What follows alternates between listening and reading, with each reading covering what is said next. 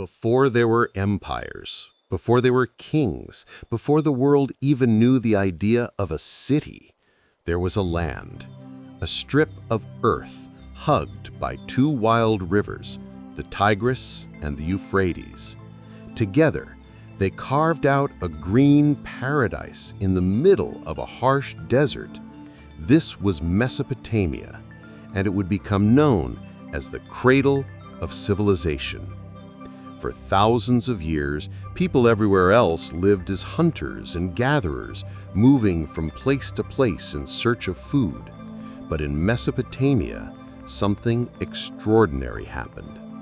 The rivers flooded every year, leaving behind rich, dark soil. That soil was magic. It allowed people to grow more food than they could eat. And with that food came something humanity had never seen before: surplus.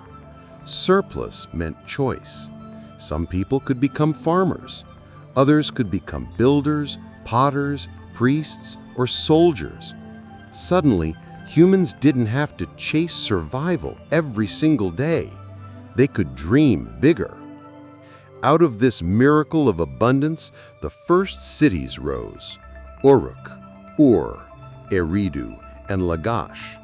Imagine standing there thousands of years ago and watching massive mud brick walls rise up where only huts once stood.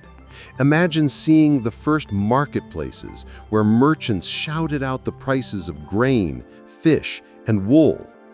Imagine the first temples where priests promised they could speak directly to the gods who controlled the floods. Here in Mesopotamia, people invented the very foundations of what we still call civilization. They created the first governments, with kings ruling over city-states.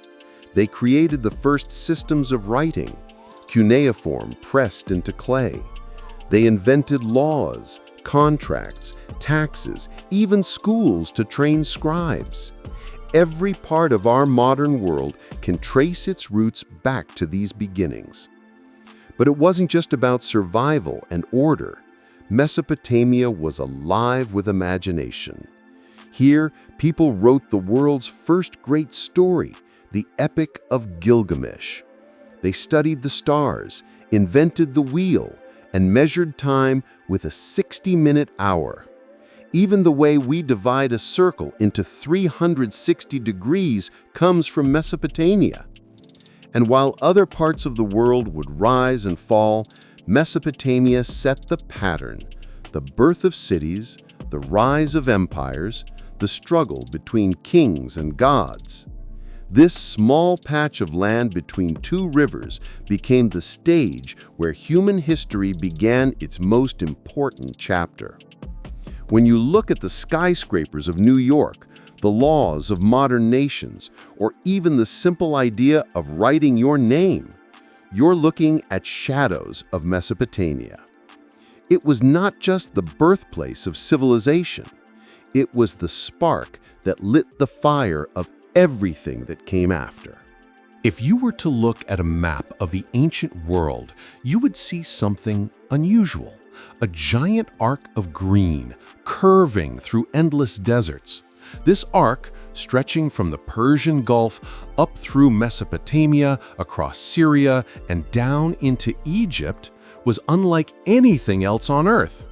Historians call it the Fertile Crescent, the womb where human civilization was born.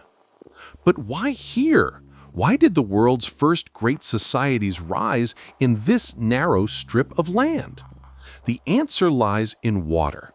The Fertile Crescent was blessed with rivers that defied the desert. In Mesopotamia, it was the Tigris and Euphrates. In Egypt, the Nile. These rivers weren't just streams, they were lifelines. Every year they flooded their banks, spilling out nutrient-rich silt that transformed dry sand into farmland so fertile it could feed thousands. For ancient people, this was nothing short of a miracle. Where other tribes wandered endlessly to hunt and gather, the people of the Fertile Crescent could plant, harvest, and store wheat, Barley, dates, lentils, entire diets grew from the soil. And soon, storage meant surpluses. Surpluses meant population growth, and population growth meant the rise of cities. But the Fertile Crescent was more than just farmland. It was a crossroads of the world. Imagine caravans of traders moving across this crescent, carrying copper from Anatolia, lapis lazuli from Afghanistan, spices from India, and cedar wood from Lebanon. The Fertile Crescent wasn't just growing crops, it was growing ideas. It became a place where cultures collided, where innovation spread, and where human society leapt forward at breathtaking speed. Of course, paradise had a price. The same rivers that gave life could also destroy it. Floods were unpredictable, sometimes gentle, sometimes violent. Entire villages could vanish overnight beneath rushing waters. Droughts could shrivel crops, leaving thousands starving. To survive, people had to band together, to organize, to invent systems of irrigation, canals, levees, and reservoirs that tamed the rivers. This cooperation was the seed of governments, laws, and leadership. Civilization was born out of the struggle between humanity and nature. And with struggle came belief. The people of the Fertile Crescent looked at their rivers and saw the hands of gods, angry, generous, or unpredictable. They built temples, created myths, and told stories to explain the mystery of why the land flourished and why it sometimes turned cruel. The Fertile Crescent was more than fertile soil. It was fertile ground for human imagination. Here, the first written words were etched into clay. Here, the first kings ruled. Here, the first armies marched. It was the spark that ignited everything we call history. Today, when we trace back the origins of cities, laws, science, and stories, all roads lead to that green arc in the middle of a desert, the Fertile Crescent, humanity's first miracle. Imagine standing on a dusty plain in Mesopotamia over 5,000 years ago. The sun blazes down, the air is hot, the rivers run thick with silt. And then, in the distance, you see something no human being had ever seen before. Walls rising from the earth, towers of mud brick, gates guarded by soldiers, and streets alive with merchants, priests, and farmers. This was not a village. This was something entirely new in human history. This was a city. The very first cities appeared here in Mesopotamia, places like Uruk, Lagash, Eridu, and Nippur. They weren't small clusters of huts. They were sprawling, organized, and powerful. Uruk, the most famous of them all, may have housed more than 50,000 people at its height, a staggering number for its time, making it the world's first metropolis. Inside the city walls, life was electric. Farmers brought grain from the countryside. Traders sold fish, wool, dates, and pottery. Blacksmiths hammered tools out of bronze. Bakers roasted bread in clay ovens. The streets echoed with the sounds of donkeys braying, merchants bargaining, and priests chanting prayers to the gods. At the heart of every city rose a ziggurat, a massive step pyramid of mud brick climbing toward the heavens. These ziggurats weren't just temples. They were symbols of power, a bridge between humans and gods. Standing at the base of one must have felt like standing before the center of the universe itself. But the first cities weren't only about religion. They were about order. With thousands of people living side by side, rules were essential. Kings emerged, ruling over city-states. Armies formed to defend against rivals. And for the first time, written records appeared. On clay tablets, scribes recorded trade deals, taxes, laws, and prayers. These tablets are the voices of the first cities, echoing across thousands of years. Of course, city life wasn't always paradise. Crowded streets meant disease could spread quickly. Wars between rival cities were constant. Walls were built higher and stronger as power struggles grew more violent. And yet, people stayed. They stayed because life in the city offered humanity had never had before: security, opportunity, and a place to belong to something greater than a tribe. The first cities changed everything. They transformed humans from scattered villagers into urban citizens. They gave us writing, architecture, law, and government.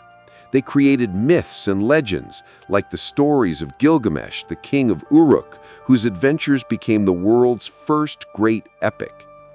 When you walk through a modern city today, skyscrapers towering above, marketplaces buzzing with life, governments enforcing laws, you are walking in the shadow of Mesopotamia's first cities. They weren't just the beginning of urban life, they were the beginning of the world we live in. Rising out of the Mesopotamian plain, towering above homes and markets, stood colossal monuments unlike anything the world had ever seen. These were not simple temples, not just shrines of mud and stone. They were ziggurats, giant stairways to the heavens. Imagine approaching one for the first time. Its base was massive, stretching across the city like a fortress. Layer upon layer of terraces rose higher and higher, each step a platform of sun-baked brick. At the very top, a shining temple glistened in the sun, dedicated to the city's god. To the people below, the ziggurat was more than architecture. It was the very mountain of the gods, built by human hands. Why mountains? Mesopotamia is a flat land with no natural peaks piercing the sky. To the ancient Sumerians, mountains were sacred, places where heaven and earth touched. And so, in the absence of mountains, they built their own. Ziggurats were artificial holy mountains designed to bring humans closer to their gods and the gods closer to them. Each great city had its own ziggurat, dedicated to its patron deity. In it was Nana, the moon god. In Babylon, it was Marduk, the god of creation. Climbing the steps of these temples was no ordinary walk. It was a spiritual ascent, a journey from the mortal world below to the divine world above. Priests would climb these staircases daily, carrying offerings, prayers, and sacrifices. At the summit, in the sacred shrine, they believed the god himself would descend to receive them. But ziggurats weren't built for ordinary people. Common citizens weren't allowed into the upper temple. Only the priests, the chosen mediators between humans and gods, could enter the sacred space at the peak. For the rest of the population, simply gazing upon the towering structure was an act of awe and devotion. The construction of a ziggurat was an achievement of genius. Thousands of laborers carried millions of mud bricks, layer by layer, year after year.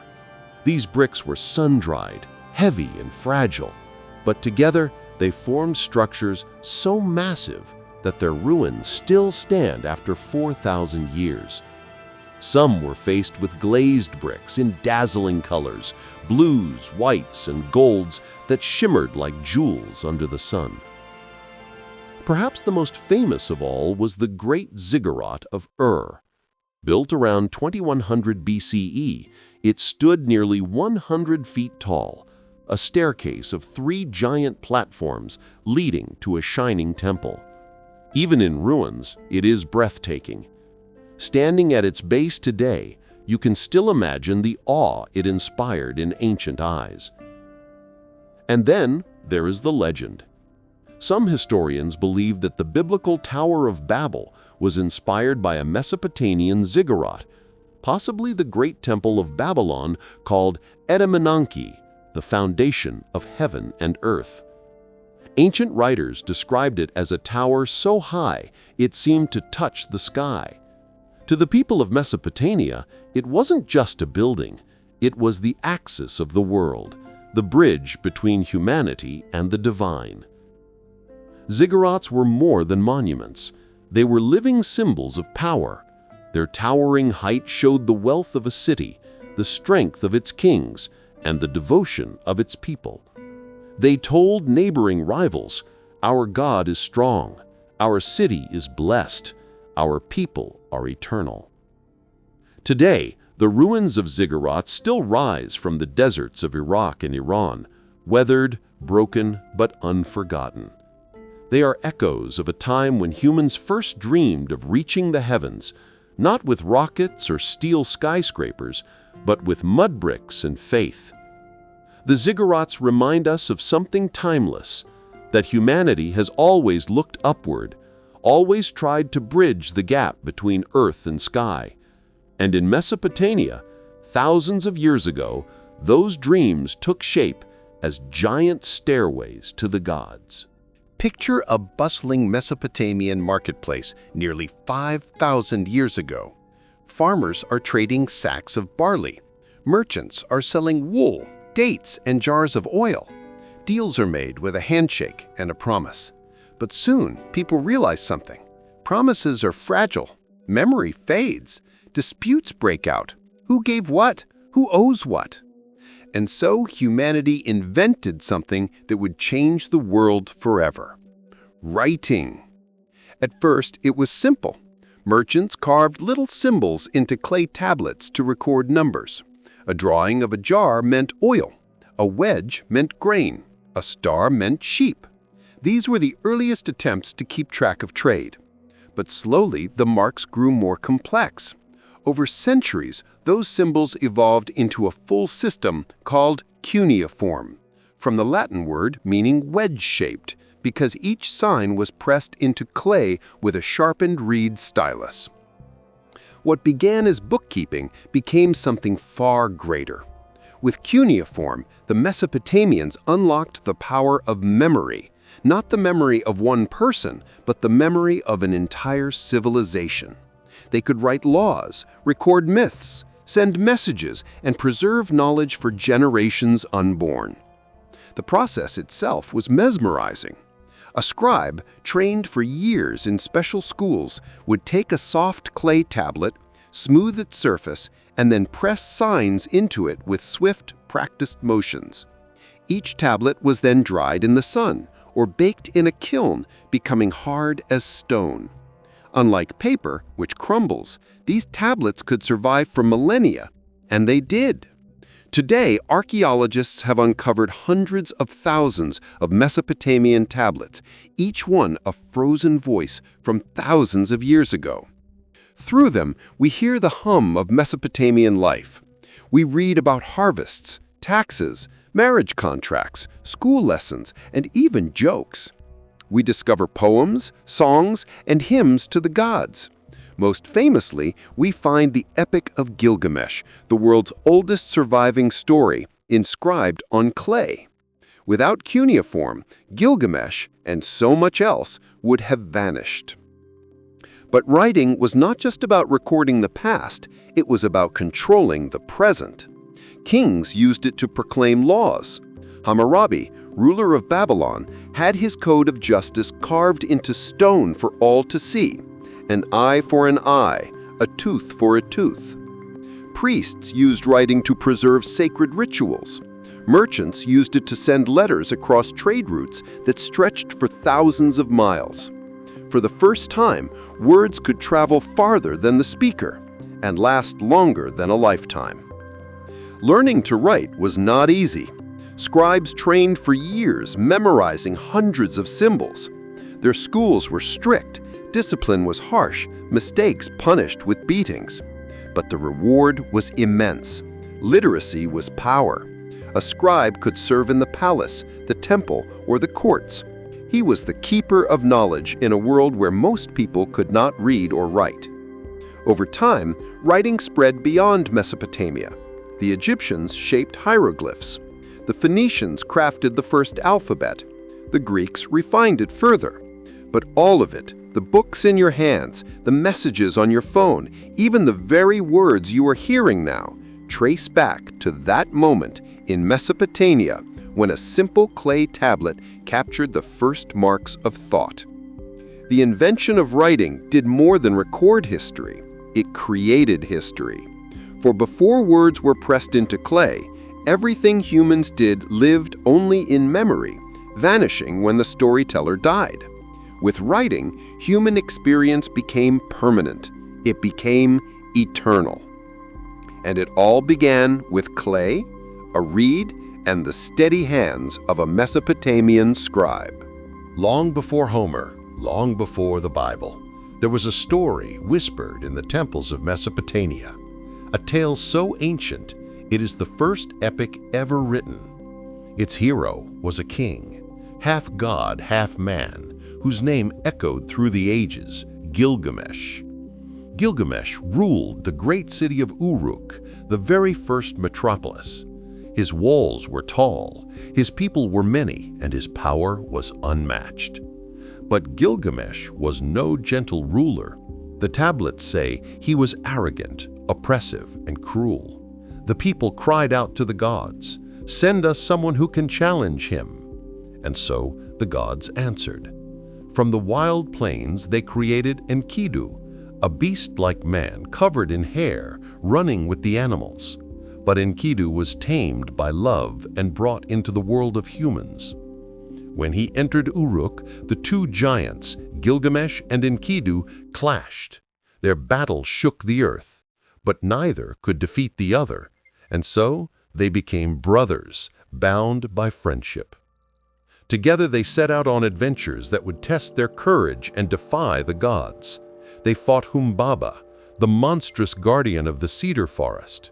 They slew the bull of heaven sent by the goddess Ishtar in fury. They carved their names into stone and declared their glory to the world. But glory has a price. For killing the bull, the gods demanded justice. One of the brothers had to die, and it was Enkidu. Stricken with sickness, he lay dying, cursing fate, until his last breath left Gilgamesh broken. For the first time, the great king faced something he could not conquer: death. Grief consumed him. Gilgamesh abandoned his throne and wandered the earth in despair, searching for immortality. He sought out Utnapishtim, the Mesopotamian Noah, who had survived the great flood and was granted eternal life by the gods. Gilgamesh begged him for the secret of immortality. Utnapishtim tested him. He said, "Stay awake for 6 days and 7 nights." Gilgamesh failed. Humans, it seemed, were not meant for eternity. Still, Utnapishtim took pity on him and revealed the existence of a plant hidden deep in the sea that could restore youth. Desperate, Gilgamesh dove into the waters, retrieved the plant, and held immortality in his hands. But on his journey home, while he rested, a serpent stole it from him and slithered away. The secret of eternal life was lost forever. Broken and defeated, Gilgamesh returned to Uruk. But as he stood upon the massive walls of his city, he realized something. Immortality was not meant to be grasped by men. Instead, it lived in what we create, in cities, in stories, in the memory of our deeds. That was Gilgamesh's true legacy. Not eternal life, but eternal remembrance. And so, the Epic of Gilgamesh is not just a tale of kings and gods. It is the oldest human meditation on what it means to live, to love, to lose, and to face death. It asks the question every person has asked since the dawn of time: how can we live forever? The answer, whispered across 4,000 years of clay tablets, is this: we live forever through our stories. And Gilgamesh, the king who could not escape death, still lives because his story was the first story ever written. Around 1750 BCE, in the heart of Mesopotamia, a king rose to power who would forever change how humans understood justice. His name was Hammurabi, ruler of Babylon. He wasn't just a conqueror or a builder, he was a lawgiver. And his legacy survives as one of the earliest and most famous legal codes in human history, Hammurabi's Code. Imagine stepping into the great plaza of Babylon. There, towering above the crowd, stood a black stone pillar, taller than a man, carved from shining diorite. On its surface were 282 laws, written in cuneiform script, so that every person, from farmer to merchant, from noble to slave, could see the rules by which their society was governed. At the very top of the pillar was a carving of Hammurabi, standing before Shamash, the sun god of justice, receiving authority directly from the divine. The message was clear. These laws were not just human, they were sacred.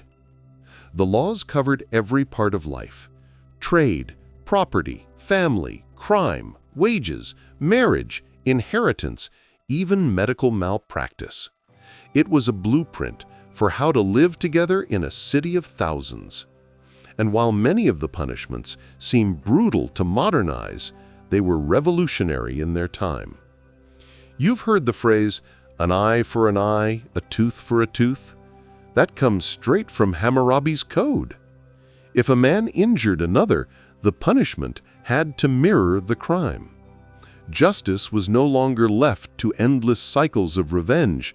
It was measured, precise, and written. But the code was also deeply tied to class. If a noble injured another noble, the punishment was harsh. But if a noble injured a slave, the penalty was lighter. Hammurabi's laws reflected the hierarchy of Mesopotamian society, reminding everyone exactly where they stood. Some laws feel strangely modern. Doctors were held accountable for their mistakes. If a surgeon killed the patient during an operation, he could lose his hands. Builders were responsible for their work. If a house collapsed and killed the owner, the builder could be executed. Contracts had to be honored, debts had to be recorded, and accusations required proof. These were not just rules, they were the birth of accountability. But Hammurabi's Code was more than punishments. It was protection. Widows, orphans, and the poor, those most vulnerable in society, were given rights under these laws.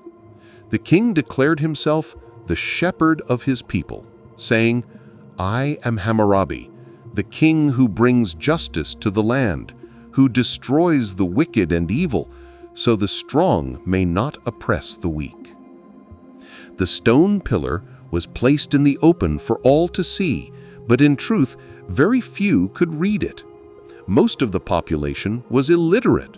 Still, the sight of the laws carved into stone was powerful.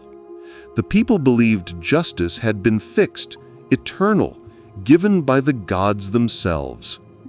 Today, the original stele of Hammurabi's Code sits in the Louvre Museum in Paris. Though over 3,700 years old, its words still speak. They remind us that the idea of written law, of societies bound not by the whim of rulers, but by rules carved in stone, was born in Mesopotamia. Hammurabi's Code was not perfect. It was strict, it was unequal, it was often brutal, but it was a turning point.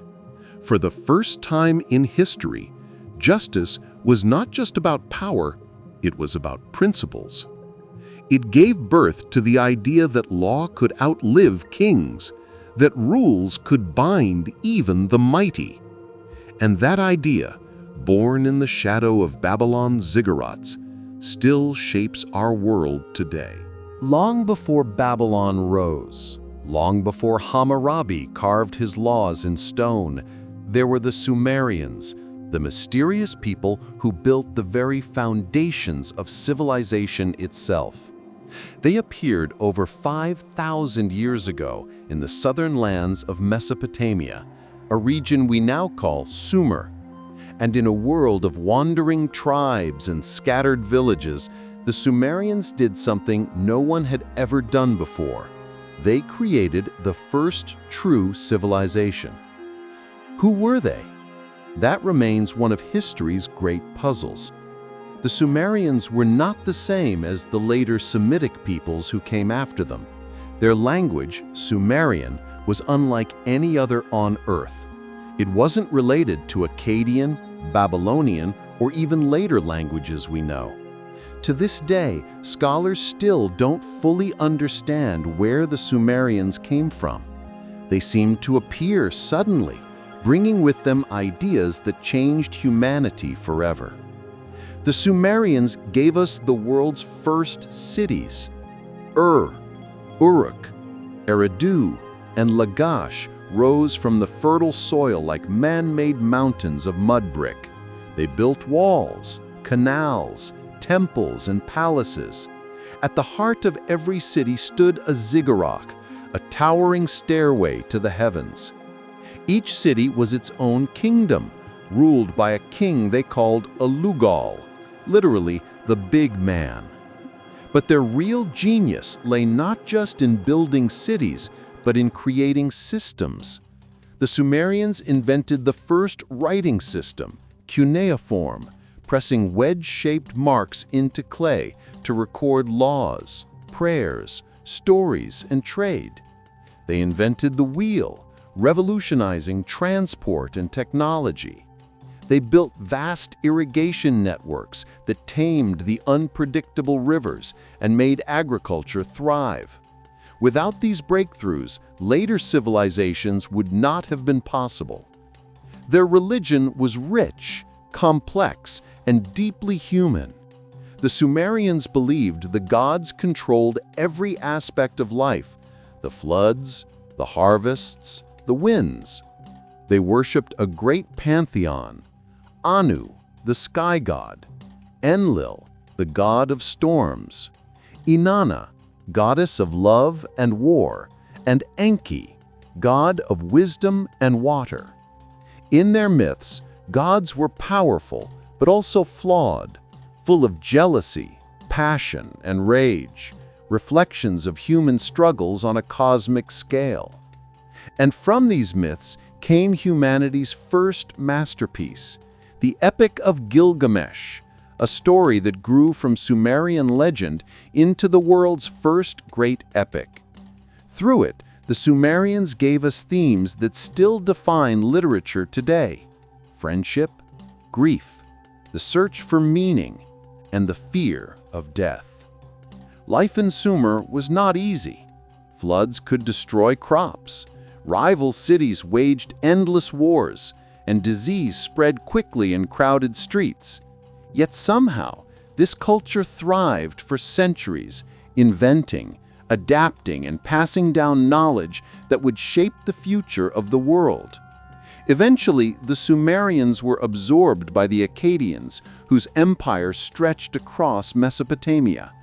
Their language disappeared, replaced by Akkadian, but their influence never died. Every empire that followed, Akkadian, Babylonian, Assyrian, built upon Sumerian foundations. Even today, when we look at a wheel turning, a calendar marking time, or a written word on a page, we are seeing echoes of Sumer. The Sumerians may have vanished from history's stage, but they left behind something far greater than armies or kings. They left behind the very idea of civilization. In the heart of Mesopotamia, where the Tigris and Euphrates rivers breathed life into the desert, humans looked up at the sky and wondered, who controls the storms? Who decides when the floods come? Who holds the power of life and death? Their answer was both terrifying and beautiful: the gods of Mesopotamia. The Mesopotamians believed the gods were everywhere. They weren't distant, abstract beings. They were living forces that ruled over every grain of wheat, every drop of water, every gust of wind. To them, life was not random. It was carefully orchestrated by divine powers who could bless or curse humanity at will. At the very top of the pantheon was Anu, the father of the heavens, lord of the stars, a god so high and remote that few dared to even pray to him directly. Below him was Enlil, the storm god, master of air and earth, whose breath could bring fertile rains or unleash devastating winds that flattened fields. If Enlil was angered, entire cities could be destroyed. Then came Enki, the god of wisdom and fresh water.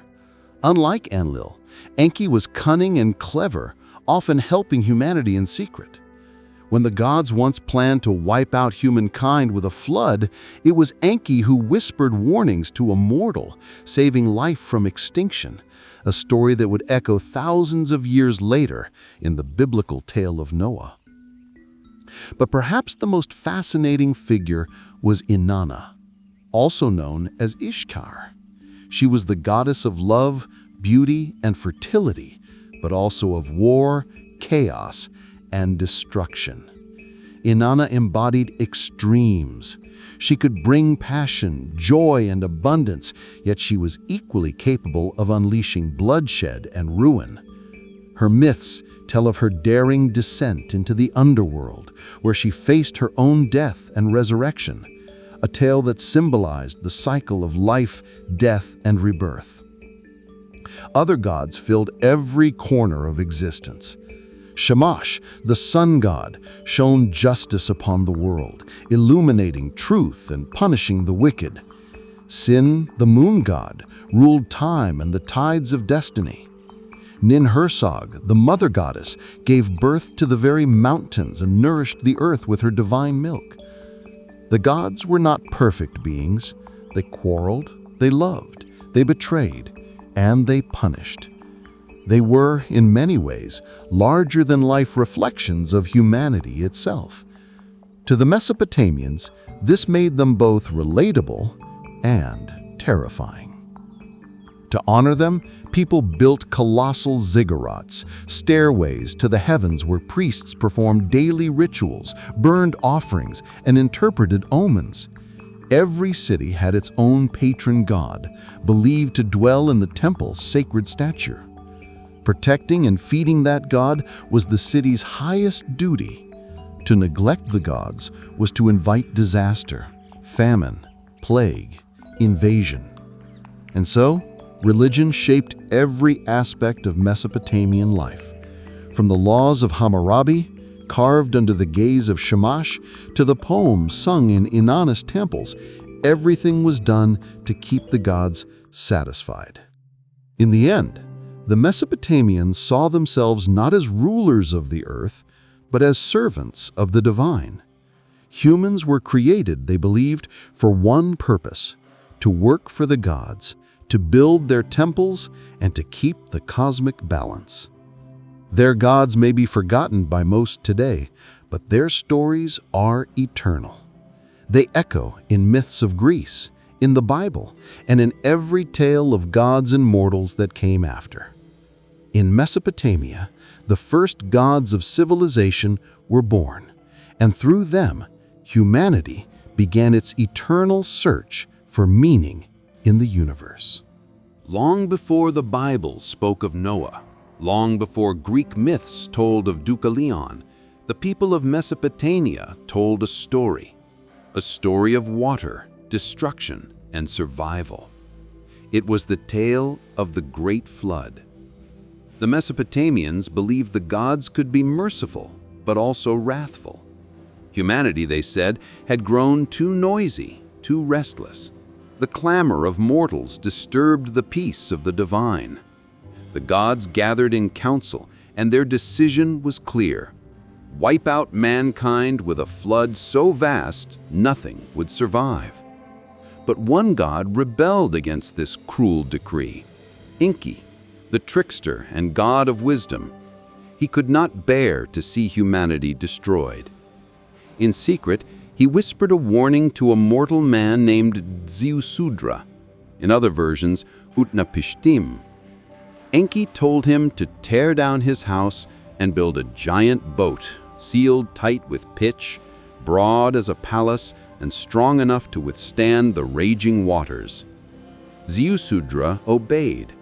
He worked tirelessly, gathering wood, sealing the boat, loading it with animals of every kind, and bringing aboard his family. Then, as foretold, the skies opened. The heavens roared, the earth trembled, and the floodwaters swallowed the land. For 7 days and 7 nights the storm raged. The winds howled like angry gods. The rivers overflowed, and the oceans devoured cities, fields, and temples. Mountains vanished beneath the waves. Humanity was reduced to silence, except for the sound of water and the creaking of one lone boat tossed upon the endless sea.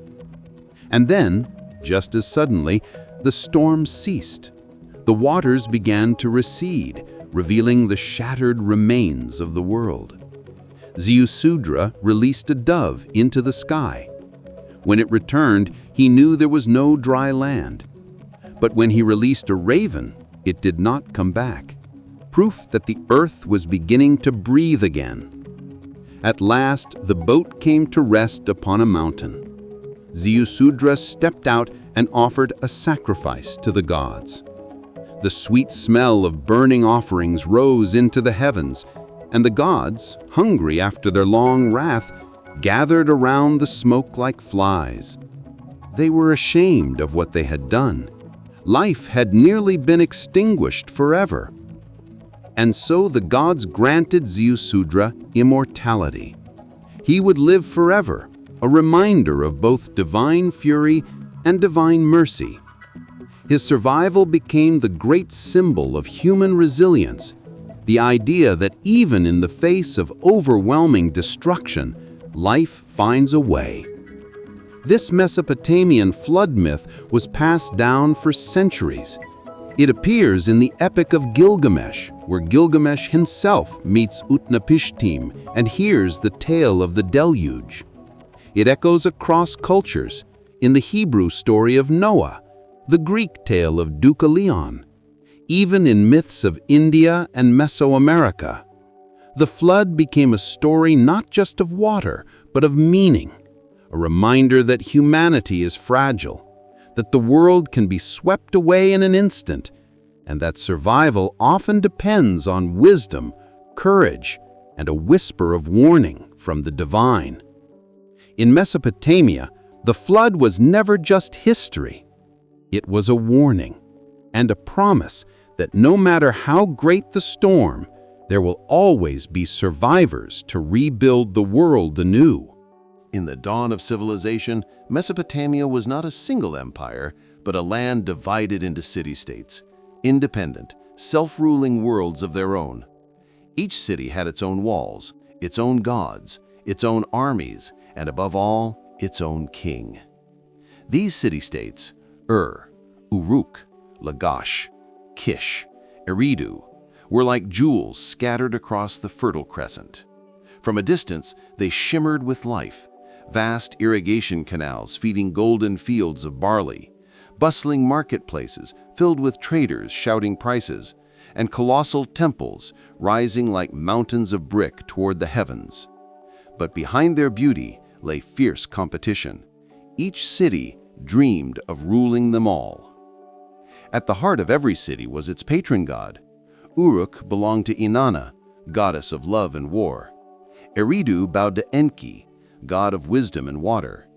The king was not just a ruler, he was the earthly representative of the city's god, chosen to carry out divine will. His duty was sacred, to protect the temple, maintain justice, lead armies into battle, and keep the gods satisfied with offerings. The kings of Mesopotamia bore many titles: Ensi, the governor, or Lugal, the great man. But whether priest king or warrior king, their power rested on the same foundation: control of the gods' favor. Without it, they were nothing. With it, they could command men and reshape nations.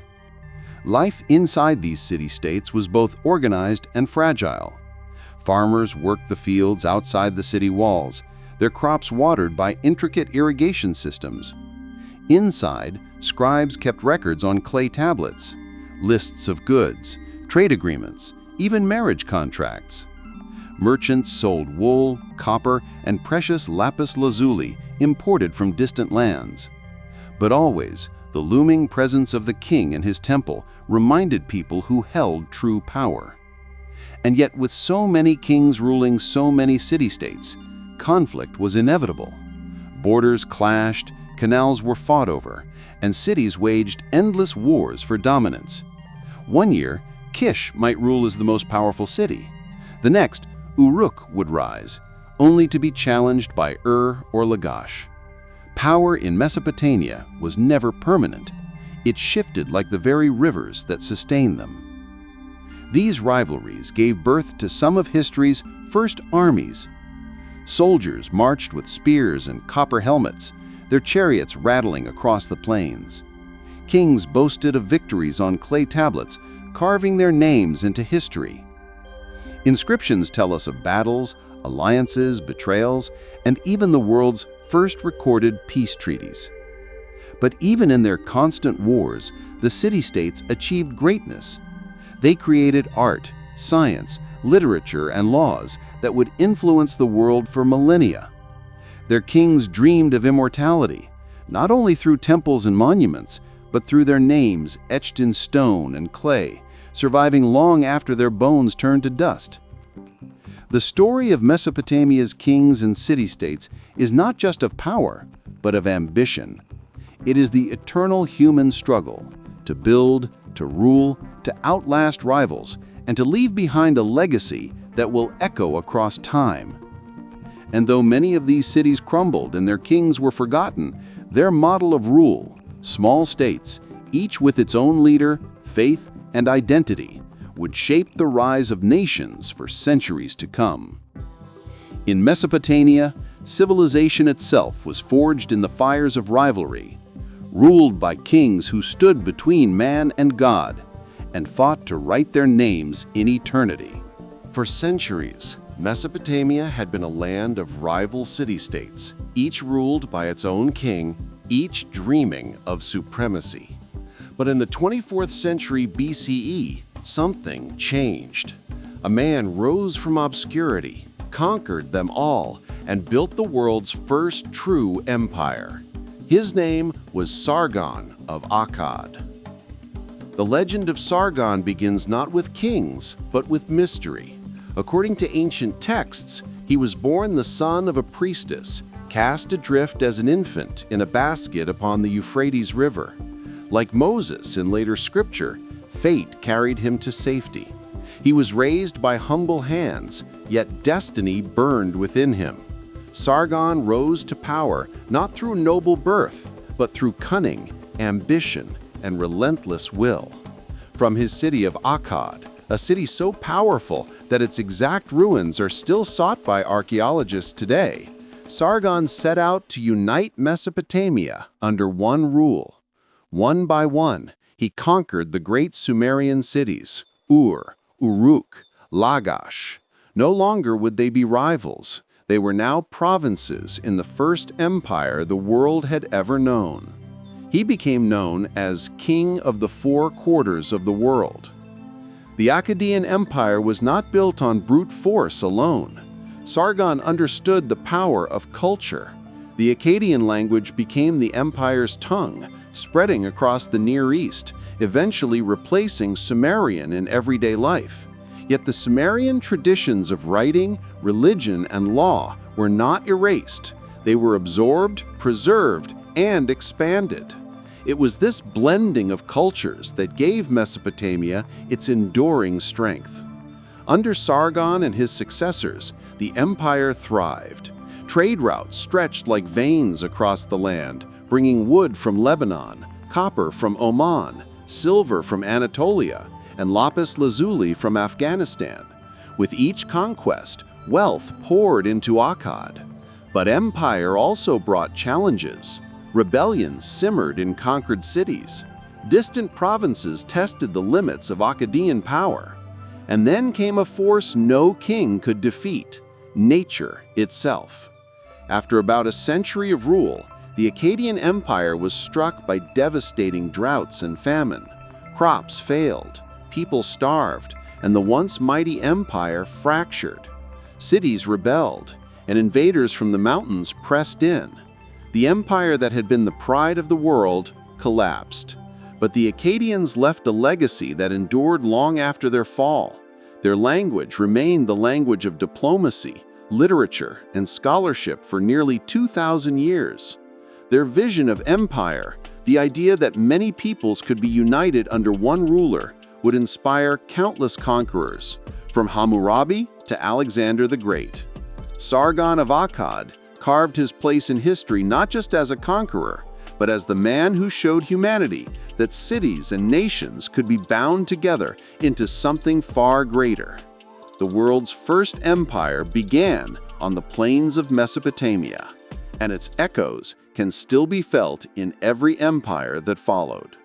Before Alexander the Great, before Julius Caesar, there was another conqueror, a man who carved his name into history as the world's first great emperor.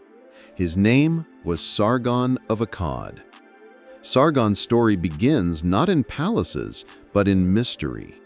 Ancient texts tell us that he was the son of a priestess, born in secret and abandoned at birth.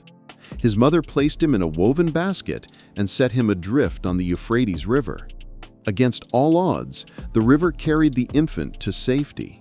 He was found and raised by a humble gardener. This child, born with nothing, would rise to command everything. As a young man, Sargon became the cupbearer to the king of Kish, a position close to power, but still in the shadows. Yet Sargon was not content to serve. With ambition burning inside him, he rallied loyal men, seized control, and began a march that would forever change Mesopotamia.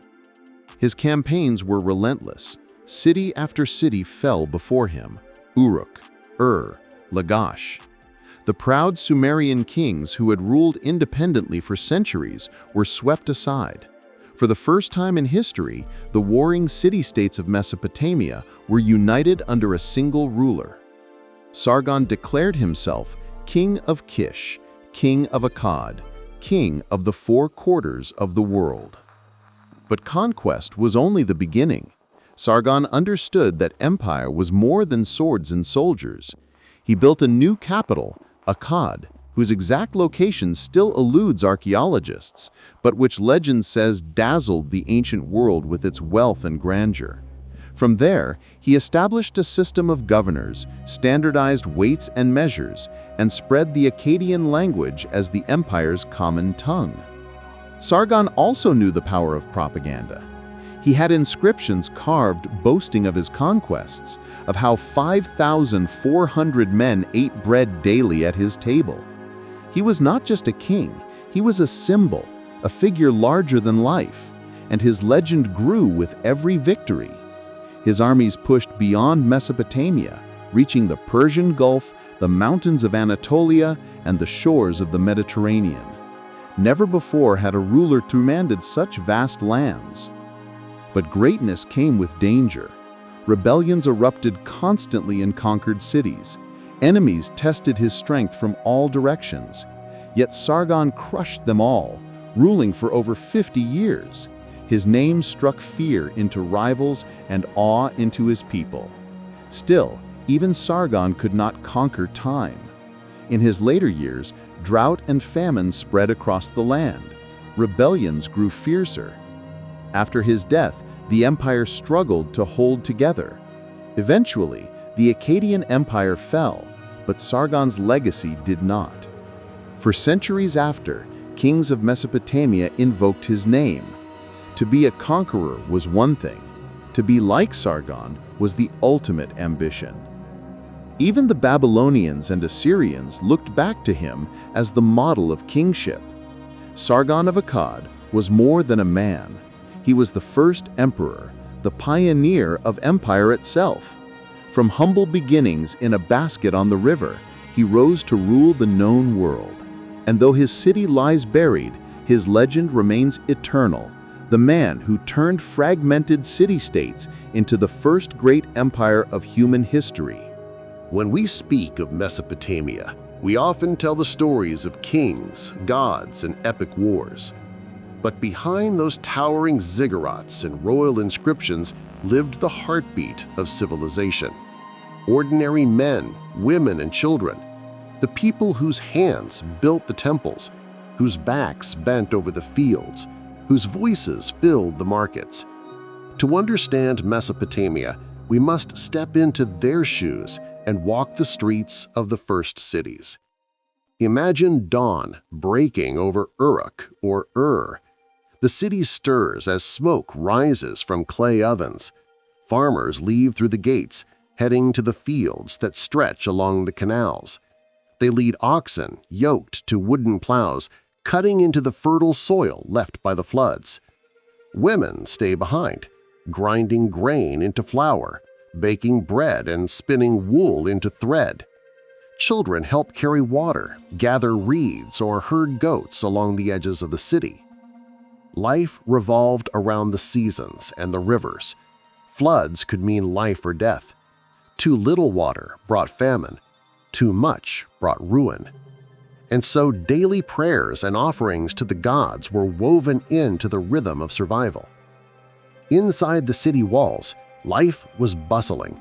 Narrow, winding streets teemed with merchants selling everything from dates and barley to copper tools and precious lapis lazuli imported from distant lands. Donkeys brayed, traders argued over prices, and scribes crouched with styluses in hand, recording transactions on clay tablets. This was a world where even a simple bag of grain might come with a contract.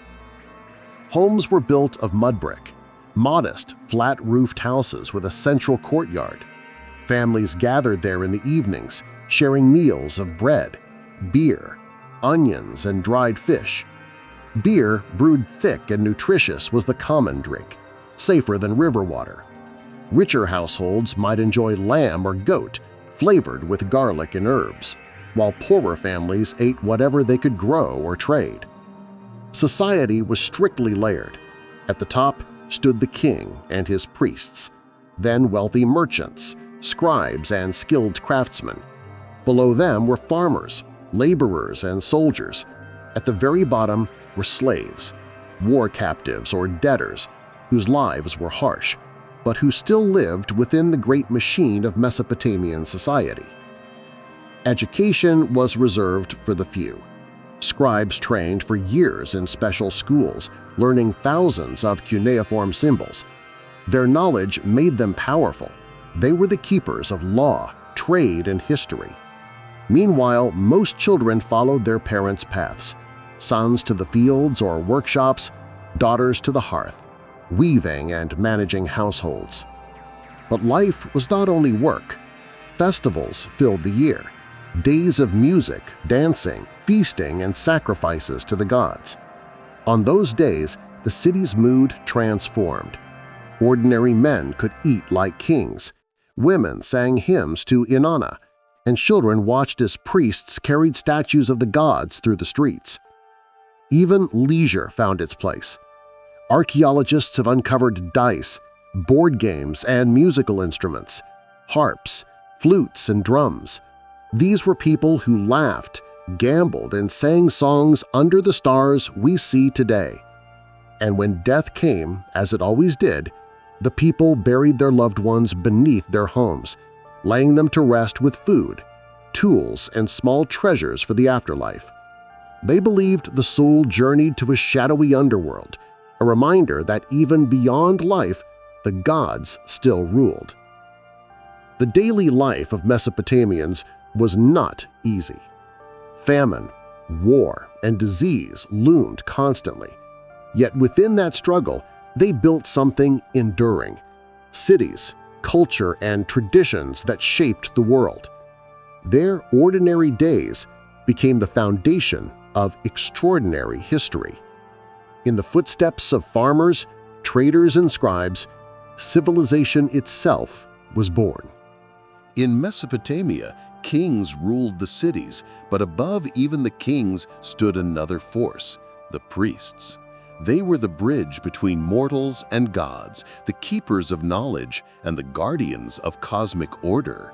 In a world where the rivers could flood without warning, where crops could fail and enemies lurked at the gates, the priests claimed to hold the power to keep chaos at bay. At the heart of every city-state rose a ziggurat, towering high above the mud brick houses. This was no mere temple, it was the dwelling place of the city's patron god. And it was the priests who served that god, carrying out rituals to ensure divine favor. To the people, their very survival depended on these holy men and women. The day of a Mesopotamian priest began before dawn. Ritual baths cleansed them of impurity. Sacred garments were donned. Then they ascended the steps of the ziggurat, bearing food and drink to feed the god's statue. The people believed these statues were not symbols but living vessels, physical bodies for the gods themselves. Priests washed them, dressed them, anointed them with oil, and laid offerings of bread, beer, and meat before them. To neglect these duties was unthinkable. It could bring famine, plague, or war upon the city. Priests were more than caretakers of temples. They were the city's first scientists. They observed the movements of the stars, recorded eclipses, and read omens in the flight of birds or the entrails of animals. They were astronomers, mathematicians, healers, and scribes, blending religion with early science. If a king wanted to know when to plant crops, launch a campaign, or build a canal, he consulted the priests. Without their blessing, no great decision could be made. They also controlled the economy. Temples were not just houses of gods, they were banks, storehouses, and centers of trade. Farmers gave part of their harvest to the temples. Merchants stored their goods there. Priests managed workers, fields, and flocks in the name of the gods, making temples some of the wealthiest and most powerful institutions in Mesopotamia. Priestesses, too, held positions of power. Some served as high priestesses of great gods and goddesses. One of the most famous was Enheduanna, daughter of Sargon the Great, who became high priestess of the moon god Nana in Ur. She was not only a religious leader, but also the world's first known author, writing hymns that still survive today, words of devotion and power that echoed through the centuries. Yet with power came fear. Priests claimed the gods could see into the hearts of men.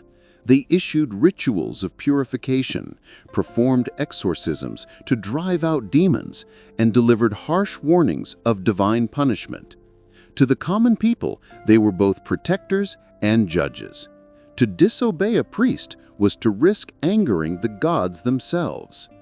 In the grand story of Mesopotamia, kings may have worn crowns, but priests held the keys to heaven and earth. They were the interpreters of destiny, the custodians of divine will, and the silent force shaping the course of civilization. Without the priests, the cities of Mesopotamia would have been just bricks and dust. With them, they became sacred worlds, where every harvest, every victory, and every breath of life was bound to the will of the gods. When night fell over Mesopotamia, the cities of mud brick and firelight gave way to an endless sky. Above the dark plains, the heavens opened, a canvas of brilliant stars, planets, and shifting constellations. To the people of Mesopotamia, the sky was not just beautiful, it was a divine text written by the gods themselves. And those who could read it, the astronomer priests, were thought to hold the secrets of destiny. From the rooftops of Ur and Babylon, priests climbed to the heights of their ziggurats, gazing into the night. They recorded the rising of Venus, the movements of Jupiter, the glow of eclipses, and the rare darkening of the moon. Every flicker in the heavens was a message from the gods. To them, astronomy was not simply science, it was divination. The Mesopotamians were the first people in history to create a systematic record of the stars. Clay tablets from Babylon reveal detailed star catalogs, predictions of lunar eclipses, and lists of omens tied to celestial events. If Mars glowed red in the east, it could mean war. If Jupiter shone bright, it promised prosperity. To ignore the heavens was to ignore the voice of the divine. Yet in seeking the will of the gods, they also laid the foundations of science. They tracked the movements of planets with extraordinary precision. They divided the sky into sections, identifying constellations that we still recognize today: the Bull of Heaven, Taurus; the Great Twins, Gemini; the Lion, Leo. They created the zodiac, the 12-part division of the sky that still marks our calendars and horoscopes thousands of years later. Even time itself was born from their stargazing. The Mesopotamians measured the day in 24 hours, the hour in 60 minutes, and the circle in 360 degrees, all based on the cycles of the stars and the mathematics of the heavens. Every clock ticking today carries their legacy. The skies also gave rise to myth. Inanna, goddess of love and war, was linked to the planet Venus, whose appearance at dawn and dusk mirrored her dual nature: bright and beautiful, yet fierce and unpredictable. The moon god, Sin, ruled the rhythms of time, guiding farmers when to sow and when to harvest. Shamash, the sun god, illuminated the world with truth and justice. To the Mesopotamians, astronomy and religion were inseparable. Over centuries, their observations became more than superstition. By the time of the Babylonians, astronomy had advanced into a true science. They could predict eclipses, track planetary cycles, and even influence Greek thought, which later shaped modern astronomy. But imagine for a moment what it felt like. Standing on a ziggurat under the endless stars, clay tablet in hand, believing that every flicker in the night sky was a divine message meant for your people. The weight of destiny, the wonder of discovery, the mystery of the infinite, this was astronomy and Mesopotamia. They looked to the stars for guidance, but in doing so, they gave humanity something greater: the first maps of the heavens, the first steps towards understanding the universe itself. Few inventions in human history have changed the world as profoundly as the wheel. And it all began in ancient Mesopotamia. Imagine a world without wheels. No carts, no wagons, no chariots, no potter's wheels shaping clay into vessels. Life would have been slower, heavier, and far more limited. Yet around 3500 BCE, in the dusty cities of Sumer, humanity unlocked one of its greatest tools. At first, the wheel wasn't built for travel. It began as the potter's wheel, a flat, round platform that could spin smoothly, allowing artisans to shape clay with precision and speed. This was revolutionary. Suddenly, jars, bowls, and storage containers could be made faster and stronger, fueling trade and daily life.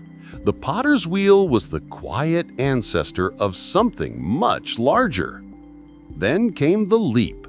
Someone looked at that spinning disc and imagined it not on a table, but on the ground, attached to an axle. The result was the world's first wheeled cart. At first, these carts were clumsy, solid wooden discs, heavy but functional. Farmers used them to haul crops. Traders used them to move goods across the plains. For the first time in history, humans had a machine that multiplied their strength. But Mesopotamians didn't stop there. They refined the design, hollowing out the wheel to make it lighter, then inventing the spoked wheel, a true breakthrough.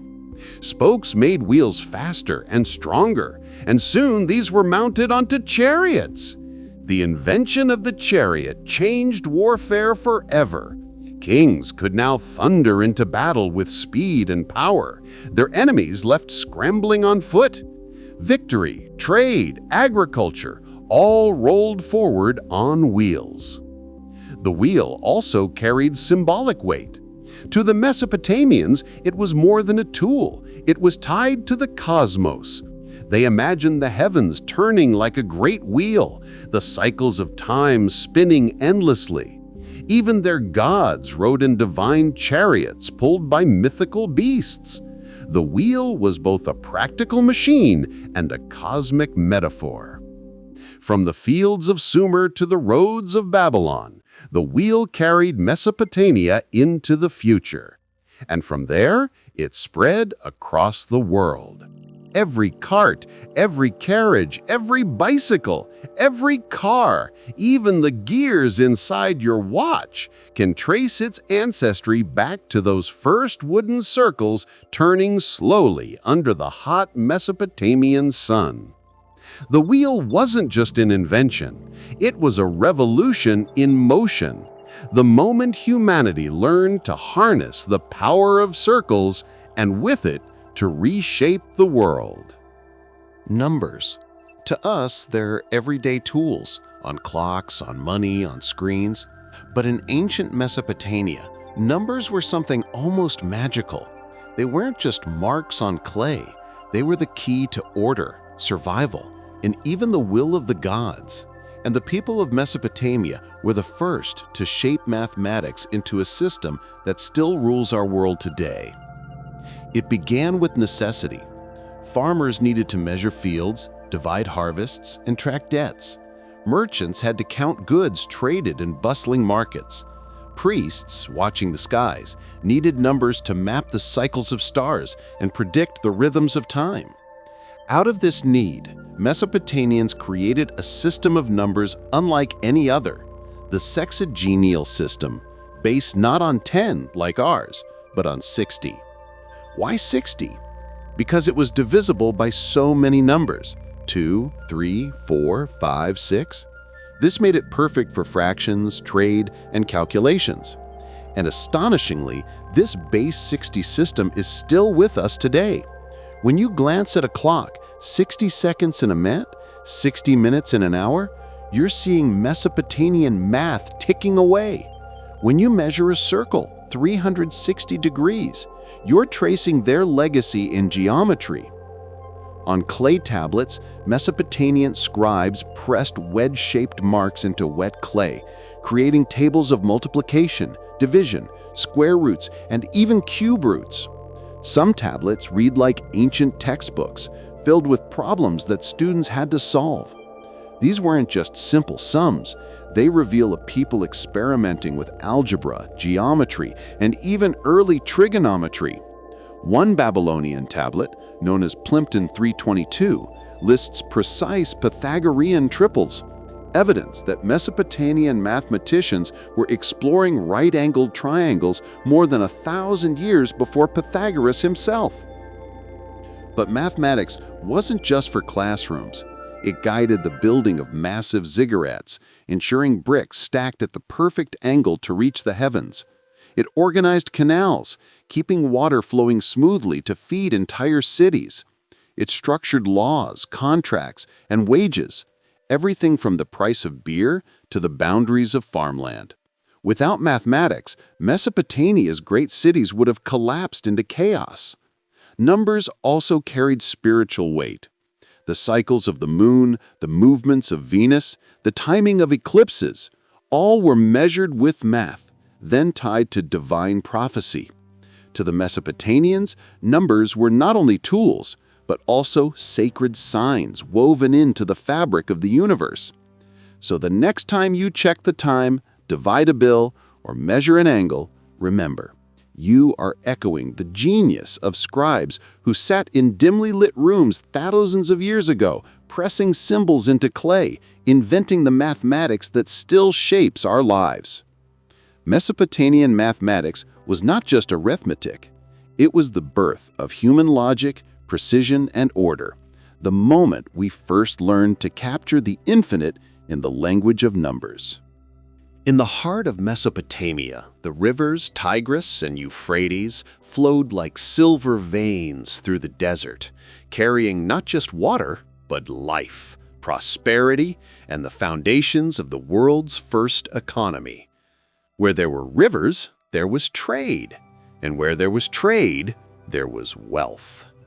Mesopotamia had fertile land, but it lacked vital resources. No forests for lumber, no mountains rich in metals, no easy supply of stone. This scarcity turned Mesopotamians into some of the earliest and most ambitious traders in history. They became masters of exchange, sending caravans and boats far beyond their borders to bring back what their land could not provide. Imagine the bustling markets of Ur or Babylon, merchants shouting out their goods, tables piled high with copper from Oman, lapis lazuli from Afghanistan, timber from Lebanon, and gold from Anatolia. From the Persian Gulf to the Mediterranean Sea, Mesopotamia stood at the center of a web of trade that tied together distant worlds. And what did they give in return? Grain, dates, wool, and the most prized of all, textiles. Mesopotamian weavers were renowned for their fine cloth, traded across empires as luxury items. These goods, stamped with seals carved from stone cylinders, carried the mark of their owners and guaranteed authenticity, the earliest form of branding in history. Temples and palaces became the first banks. Farmers brought their harvests to store in temple granaries, and priests distributed grain, oil, and beer as wages. Wealth wasn't only measured in silver, but in goods, contracts, and promises etched onto clay tablets. Credit and debt existed long before coins. Merchants could buy on credit, pay later, and even charge interest. Mesopotamia, in many ways, invented the idea of a financial system. Trade also meant cultural exchange. Along with copper and gold came ideas, languages, and stories.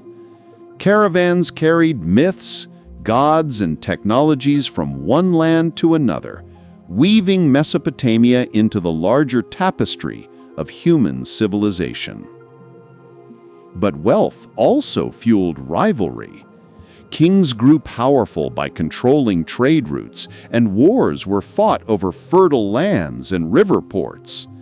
To rule Mesopotamia was to rule the lifeline of commerce, the gateway between East and West. For the common person, wealth looked simpler. A clay tablet could record a small debt of barley. A cylinder seal could protect a family's property. A pot of beer or a loaf of bread was a wage for a worker digging canals. Yet it all was part of a vast economy that turned simple villages into global hubs. Mesopotamia's wealth didn't lie in mountains of gold.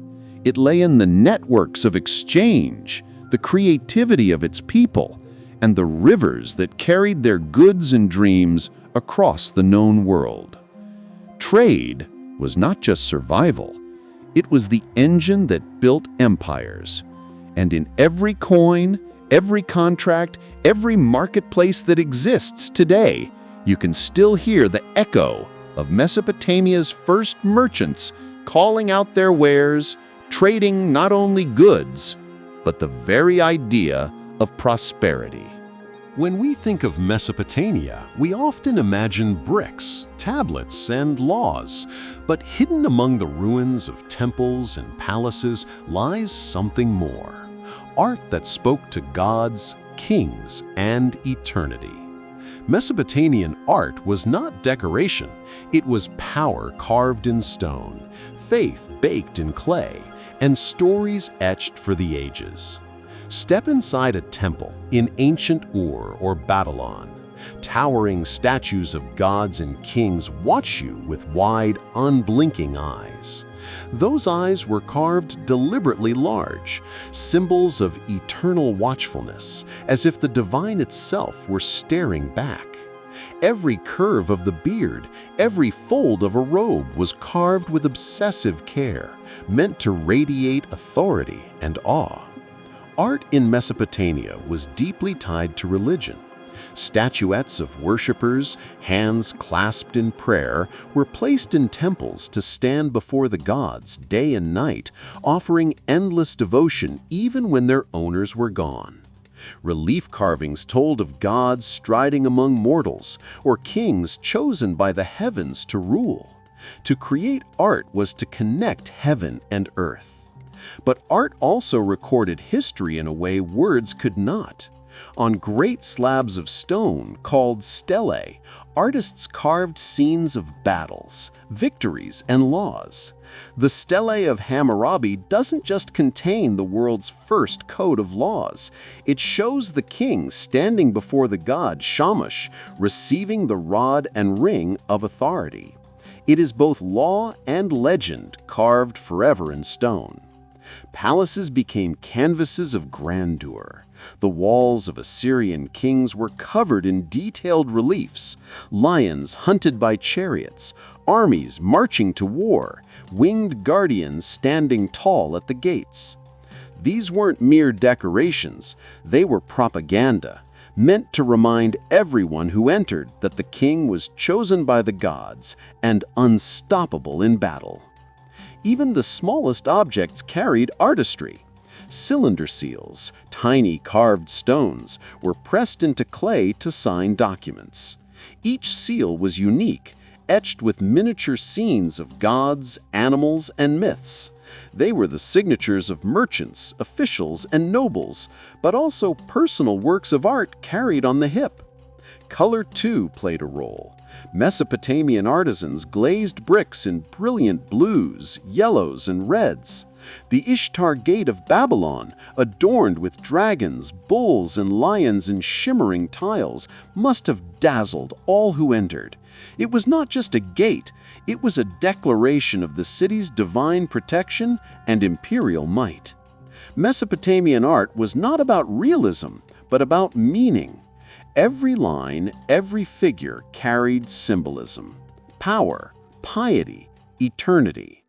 It was a language of images that spoke when words could not. Though time has crumbled their cities, the art of Mesopotamia endures. Statues still stare with eternal eyes. Reliefs still roar with the power of kings. Painted bricks still shine with the colors of empire.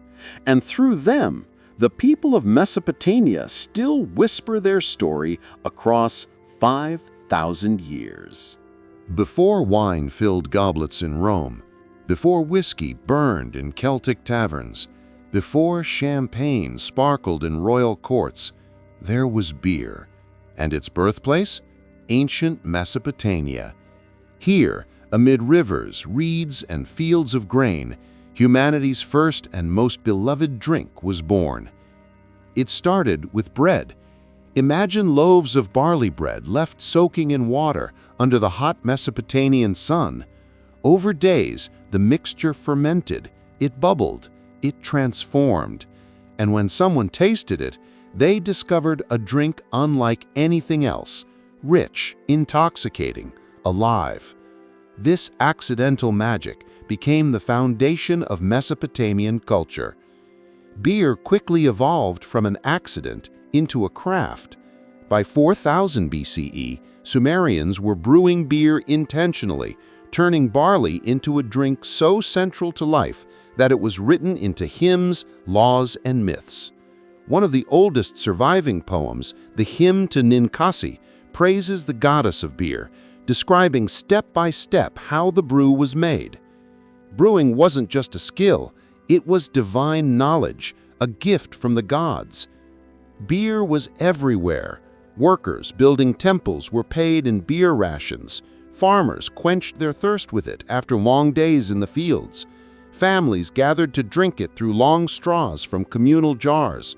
It was food and drink at once, a liquid bread that nourished as much as it intoxicated. It wasn't just for commoners either.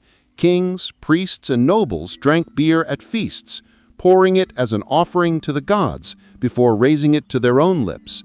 Beer was a bridge between heaven and earth. To drink it was to take part in the cosmic order itself. And with beer came innovation. To record rations and trade, scribes created some of the earliest written tablets in history. Lists of beer given to workers, symbols of barley measured for brewing.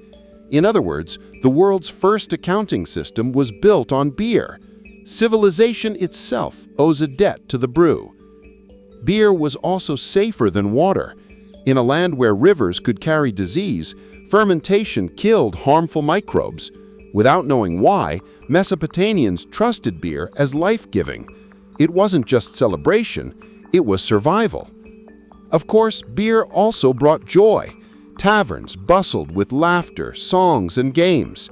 Travelers shared mugs with strangers. Lovers toasted one another under the stars. Beer turned gatherings into communities, strangers into friends. And so, in the cradle of civilization, beer became more than a drink. It was currency, nourishment, entertainment, and ritual. It was proof that humanity had not only mastered survival, but had learned to savor life. The next time you raise a glass, remember, 5,000 years ago, in the dusty streets of Sumer, someone took a sip of bubbling barley brew, and the world has been drinking ever since. Of all the wonders of the ancient world, few have captured the imagination quite like the Hanging Gardens of Babylon. Were they real? Were they legend? The answer remains hidden in time, but their story continues to echo as one of the greatest marvels ever dreamed of by human hands. Picture the city of Babylon in its golden age, massive walls rising high above the desert, gates glazed in shimmering blue, lions and dragons marching across their tiles. And beyond those walls, hidden like a paradise, rose something extraordinary. Tier upon tier of lush green terraces, overflowing with life. Palm trees swayed above the rooftops, exotic flowers spilled over stone balconies. Cool streams of water flowed downward in silver ribbons, feeding plants that had no business growing in the desert. The Hanging Gardens were said to have been built by King Nebuchadnezzar II, the mighty ruler of Babylon, around 600 BCE. According to legend, he created this man-made mountain for his queen, Amytis, who longed for the green hills of her homeland. To comfort her, the king ordered a miracle to be made, an oasis in the heart of arid Mesopotamia. It was not just an act of love, but a demonstration of power. Babylon could command even nature itself. But how could such a marvel exist in a desert? Ancient writers described ingenious engineering. Huge stone terraces stacked like steps to the sky, filled with fertile soil. An advanced system of pumps and pulleys that lifted water from the Euphrates River, feeding the gardens day and night. It would have been one of the first examples of large-scale irrigation technology, a mechanical wonder hidden behind beauty. Travelers who claimed to see it wrote in awe, calling it a mountain of greenery, a vision of paradise. To them, the Hanging Gardens of Babylon were proof that Babylon was no ordinary city, but a jewel of civilization. And yet, no definitive ruins have ever been found. Archaeologists have scoured Babylon and uncovered great palaces, temples, and gates, but no trace of the gardens remains. Some believe the gardens were a myth, a poetic invention. Others suggest they may have stood not in Babylon at all, but in Nineveh, built by the Assyrian king Sennacherib. Whether real or imagined, the Hanging Gardens captured something timeless: the human desire to conquer barren lands, to bring life where none should exist, to create beauty so overwhelming that it touches the divine.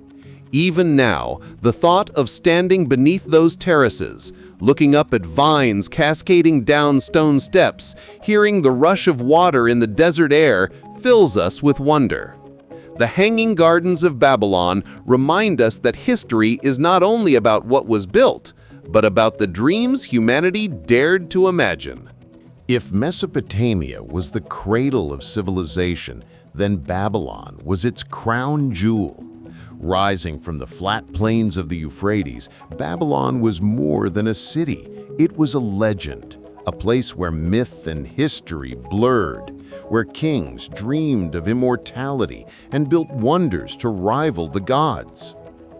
Babylon's name itself meant Gate of the Gods, and to step into it was to step into power, wealth, and awe. Its walls towered over the desert, so massive that ancient writers claimed chariots could race atop them side by side. Its gates shimmered in brilliant blue-glazed bricks, decorated with lions, bulls, and dragons, the guardians of the city. Among them, the Ishtar Gate stood supreme, a dazzling portal that announced to the world, "This is Babylon, unmatched and eternal." Inside those walls, Babylon thrived as a center of trade, science, religion, and empire. Markets overflowed with goods from distant lands, cedar from Lebanon, gold from Anatolia, spices from the east. Scholars recorded the stars and mapped the heavens, while priests performed rituals in grand temples dedicated to gods like Marduk, the supreme deity of Babylon. His temple, Esagila, rose at the heart of the city, crowned with a massive ziggurat that many believe inspired the biblical story of the Tower of Babel. Babylon's golden age came under Nebuchadnezzar II in the 6th century BCE. Under his reign, the city reached unparalleled splendor. Palaces spread across acres, adorned with gleaming tiles and lush courtyards. He expanded the city's defenses, restored temples, and, according to legend, built the fabled Hanging Gardens, an oasis of greenery in the desert, a symbol of love and divine authority. But Babylon was not only a city of beauty, it was also a city of conquest and power. Under Nebuchadnezzar, Babylon crushed Jerusalem, capturing its people and carrying them into exile. This event left a deep scar in biblical memory, forever tying Babylon to both grandeur and oppression. To some, it was a city of wonders. To others, it was the city of sin and hubris. In time, Babylon fell, first to the Persians under Cyrus the Great, then later to Alexander the Great, who dreamed of making it the capital of his empire. After his death, Babylon slowly declined, its walls crumbling, its temples fading into dust. And yet, Babylon never truly died. Its name became eternal. In scriptures, in myths, in poetry, Babylon lived on as a symbol of human ambition, both glorious and dangerous. It was remembered as a place where humanity reached for the heavens, where kings rivaled gods, and where civilization itself shimmered like gold in the desert sun. To this day, when we speak of greatness, of decadence, of the rise and fall of empires, we speak of Babylon, the city that was not just built in brick and stone, but carved forever into human imagination. In the long parade of Mesopotamian kings, one name rises above the rest: Nebuchadnezzar II, a ruler whose ambitions reshaped Babylon into the greatest city the world had ever seen, a conqueror whose shadow fell across nations, and a man whose memory became both glory and curse. Nebuchadnezzar II reigned from 605 to 562 BCE, during Babylon's Golden Age. Under his command, Babylon transformed from a strong kingdom into an empire of dazzling might. He rebuilt the city walls, expanded palaces, and constructed temples so vast they seemed to touch the sky. When ancient travelers entered Babylon, they were struck speechless, for it was Nebuchadnezzar's vision they walked through. One of his most enduring legacies was the Ishtar Gate. Built from thousands of deep blue glazed bricks, decorated with golden lions, bulls, and dragons, it was a gateway into heaven on earth. Through this gate marched armies, merchants, and priests, all under the watchful eyes of gods and kings. The walls of Babylon, expanded under his reign, were so colossal that they became legend, described as one of the 7 wonders of the world. But Nebuchadnezzar was not remembered only for his building projects. He was a conqueror. His army swept across the Levant, crushing rivals and extending Babylonian rule. His most infamous campaign was against Jerusalem. In 587 BCE, his forces stormed the city, destroyed the great Temple of Solomon, and carried thousands of Jews into captivity. For them, Nebuchadnezzar became a figure of dread, etched into biblical memory as the destroyer of their holy city. And yet, he was also seen as chosen by the gods. In Babylon, Nebuchadnezzar was celebrated as the protector of Marduk, the city's chief deity. His inscriptions boast of his devotion, his building of temples, and his role as defender of the divine order. To his people, he was the very embodiment of royal power, both warrior and servant of the gods. Legends swirl around his name. Some believe he built the Hanging Gardens of Babylon, a paradise of green terraces said to have been created for his queen Amytis. If true, it would have been one of the greatest feats of engineering in the ancient world, a symbol of love turned into eternal wonder. Even centuries later, Nebuchadnezzar's name echoed. The Greeks marveled at his city. Biblical texts remembered him as both destroyer and instrument of divine judgment. His story became so powerful that even in modern times, his name appears in films, books, and myths, a ruler too grand to be forgotten. Nebuchadnezzar II was not just a king. He was the dreamer of an eternal Babylon, a man who tried to make his city immortal. Though his empire eventually fell, though Babylon turned to dust, his vision lingers still, in legends, in bricks, and in the human imagination. When we think of Babylon's greatness, we are really thinking of Nebuchadnezzar, the king who sought to build eternity on earth. If Babylon was the heart of Mesopotamia, then the Assyrian Empire was its iron fist. They were the warriors of the ancient world, feared from the Nile to the mountains of Anatolia, from Persia to the Mediterranean. To speak the name Assyria was to whisper the name of terror. The Assyrians rose from the northern reaches of Mesopotamia, a land harsher and more rugged than the fertile southern plains. This land bred resilience, discipline, and hunger. From the city of Ashur, their sacred capital, they built not just a kingdom, but an unstoppable war machine.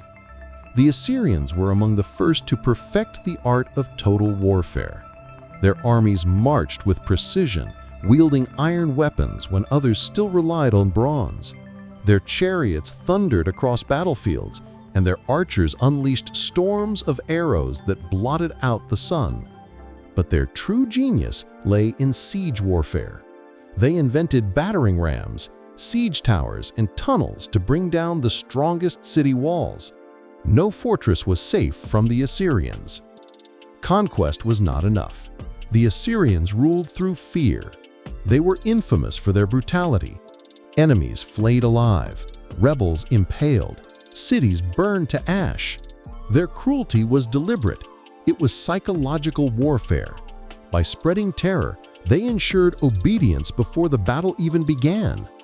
Yet while history remembers their ruthlessness, it often forgets their brilliance. The Assyrian Empire was also an empire of innovation. They built vast networks of roads, connecting their territories like veins in a living body. They pioneered efficient administration, dividing their empire into provinces governed by loyal officials.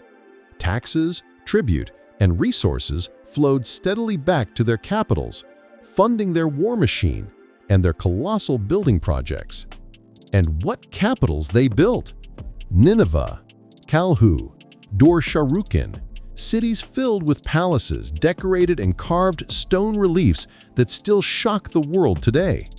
These reliefs showed not just kings hunting lions or leading armies, but entire battle scenes, rivers, forests, and even libraries. The Library of Ashurbanipal in Nineveh is one of their greatest legacies. Thousands of clay tablets preserving myths, science, and history. Without it, much of Mesopotamia's knowledge would have been lost forever. Their kings were larger than life. Tiglath-Pileser III, Sargon II, Sennacherib, Ashurbanipal, each expanded the empire, crushed rebellions, and left monuments to their power. They saw themselves not just as rulers, but as chosen agents of the gods, tasked with dominating the world. But empires built on fear eventually breed rebellion. By the late 7th century BCE, Assyria's enemies united: Babylonians, Medes, and others who had long suffered under their yoke. The once invincible Assyrian Empire crumbled. In 612 BCE, Nineveh itself was besieged and destroyed, burned to the ground. The empire of terror was gone. And yet, its influence never died. The Assyrians revolutionized warfare, government, and empire building. Their methods, both brutal and brilliant, echoed in Persia, Rome, and even modern military strategy. They were the storm of the ancient world, and though their empire turned to dust, their legend endures. The Assyrian Empire was the hammer that shaped the ancient Near East, and its echoes of fear and power still reverberate through history. On the banks of the Tigris River once stood a city so vast, so dazzling, and so powerful that it became the crown jewel of the Assyrian Empire. Its name was Nineveh, a city that rose like a miracle of stone and fire, only to fall in flames so fierce that it vanished from memory for centuries. Nineveh was more than just a capital. It was the beating heart of an empire of conquest. By the 7th century BCE, it had grown into the largest city in the world, a metropolis so enormous that it took 3 days to walk across. Its walls stretched over 12 kilometers, fortified with massive towers and gates. Within those walls lived kings, generals, priests, merchants, scribes, artisans, and common people, all bound together under Assyrian might. But Nineveh wasn't only a military stronghold. It was a city of breathtaking beauty. The streets were lined with gardens, courtyards, and temples dedicated to the gods. Palaces rose like mountains of brick and stone, decorated with intricate reliefs that told the stories of war, hunting, and divine favor. The Palace of Sennacherib, known as the Palace Without Rival, boasted walls covered in artwork, endless rooms, and a throne room designed to overwhelm visitors with awe. At its peak, Nineveh glittered with wealth. Gold, silver, ivory, and exotic goods from across the empire poured into the city. Armies brought tribute from conquered lands, merchants carried spices and gems from faraway kingdoms, and craftsmen turned raw materials into treasures fit for kings. It was a city where the spoils of the ancient world converged. And then there was knowledge, Under King Ashurbanipal, Nineveh became home to one of history's first great libraries. Thousands of clay tablets, written in cuneiform, were collected. Myths like the Epic of Gilgamesh, omens, medical texts, astronomical records, and more. This library preserved the very soul of Mesopotamia. Without Nineveh, much of humanity's earliest wisdom would have been lost forever. But Nineveh also carried the weight of its empire's cruelty. It was the symbol of Assyrian dominance, feared by nations far and wide. And when its enemies finally united, the Babylonians, Medes, and Scythians, they brought their fury to its gates. In 612 BCE, Nineveh fell. The siege was brutal, the destruction total. Flames devoured its palaces, its treasures were looted, and the once mighty city crumbled into ash. The empire it ruled was shattered. For centuries, Nineveh lay forgotten, its name surviving only in whispers, in scripture, and in legend. And yet, when its ruins were uncovered in the 19th century, the world was stunned. Beneath the sands lay colossal stone carvings, winged bulls with human faces, and the remains of palaces that seemed too vast to believe. The library of Ashurbanipal revealed Mesopotamia's voice once more, bridging 3,000 years of silence. Nineveh's story is the story of greatness and downfall, of glory and ruin. It was the pride of Assyria, the terror of nations, the beacon of knowledge, and the symbol of hubris. It rose as the largest city of its age, and it fell in flames, but even in death, it refused to be forgotten. Nineveh was not just a city. It was the empire itself, carved in stone. In the ruins of Nineveh, archaeologists uncovered something astonishing, something that changed how we understand the ancient world forever. It wasn't a palace, it wasn't gold, it wasn't weapons, it was a library. This was the library of Ashurbanipal, the last great king of Assyria, a man who called himself not only a warrior, but a scholar. Unlike most kings of his time, Ashurbanipal could read and write in both Sumerian and Akkadian. He wasn't content with conquest alone, he hungered for knowledge. Determined to preserve the wisdom of humanity, Ashurbanipal ordered his scribes to collect every important text in his empire. They scoured temples, cities, and archives, copying tablets and sending them back to Nineveh. Over time, the collection grew to more than 30,000 clay tablets, the largest library of the ancient world. What did these tablets contain? Everything!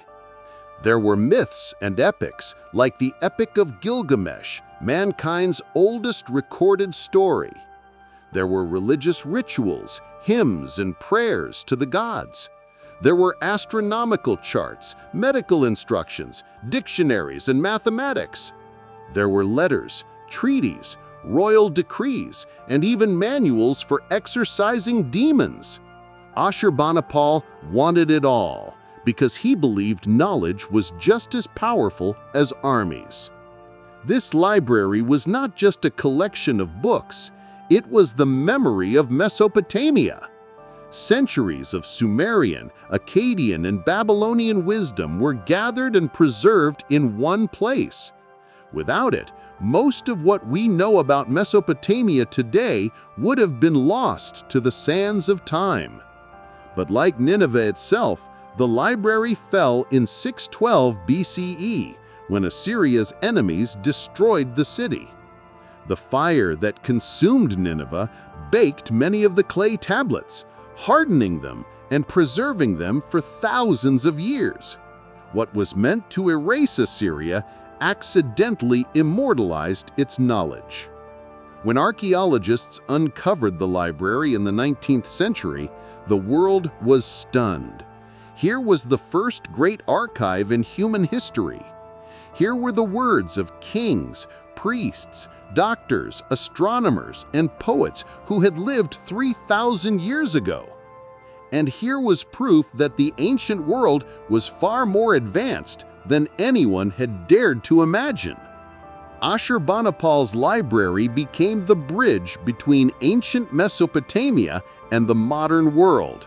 Without it, we might never have known the flood myth that inspired Noah's Ark, the laws that shaped civilization, or the stories that echo through history. In a way, Ashurbanipal achieved what few kings ever could: immortality. His empire collapsed, his palaces burned, but his library lived on. Through words carved into clay, his voice and the voices of his people survived the fall of an empire. Ashurbanipal's library was not just a collection of texts, it was humanity's first attempt to capture all knowledge in one place, a dream that still inspires us today. When we think of ancient battles, we often imagine warriors with spears and shields clashing in open fields. But the armies of Mesopotamia, especially the Assyrians, were something else entirely. They were engineers of destruction. They built war machines that turned conquest into science and fear into a weapon more powerful than steel. The Assyrians were the first to wage war with terrifying efficiency. Their armies weren't just soldiers, they were inventors. They created siege engines, mobile towers, and battering rams that smashed through the gates of the strongest cities. Imagine towering wooden machines rolling forward, covered in wet hides to protect them from fire, while iron-tipped rams slammed again and again into stone walls until the city crumbled. They built siege towers, massive wooden structures wheeled right up to enemy fortresses. From the top, archers could rain arrows down on defenders, while soldiers inside climbed ladders and bridges to storm the walls.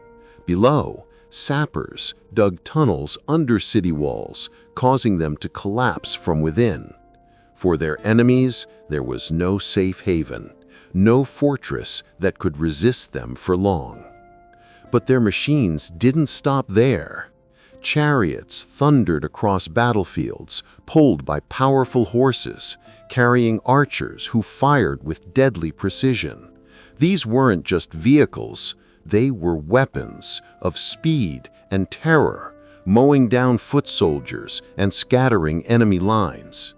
Even their psychological warfare was a machine of its own.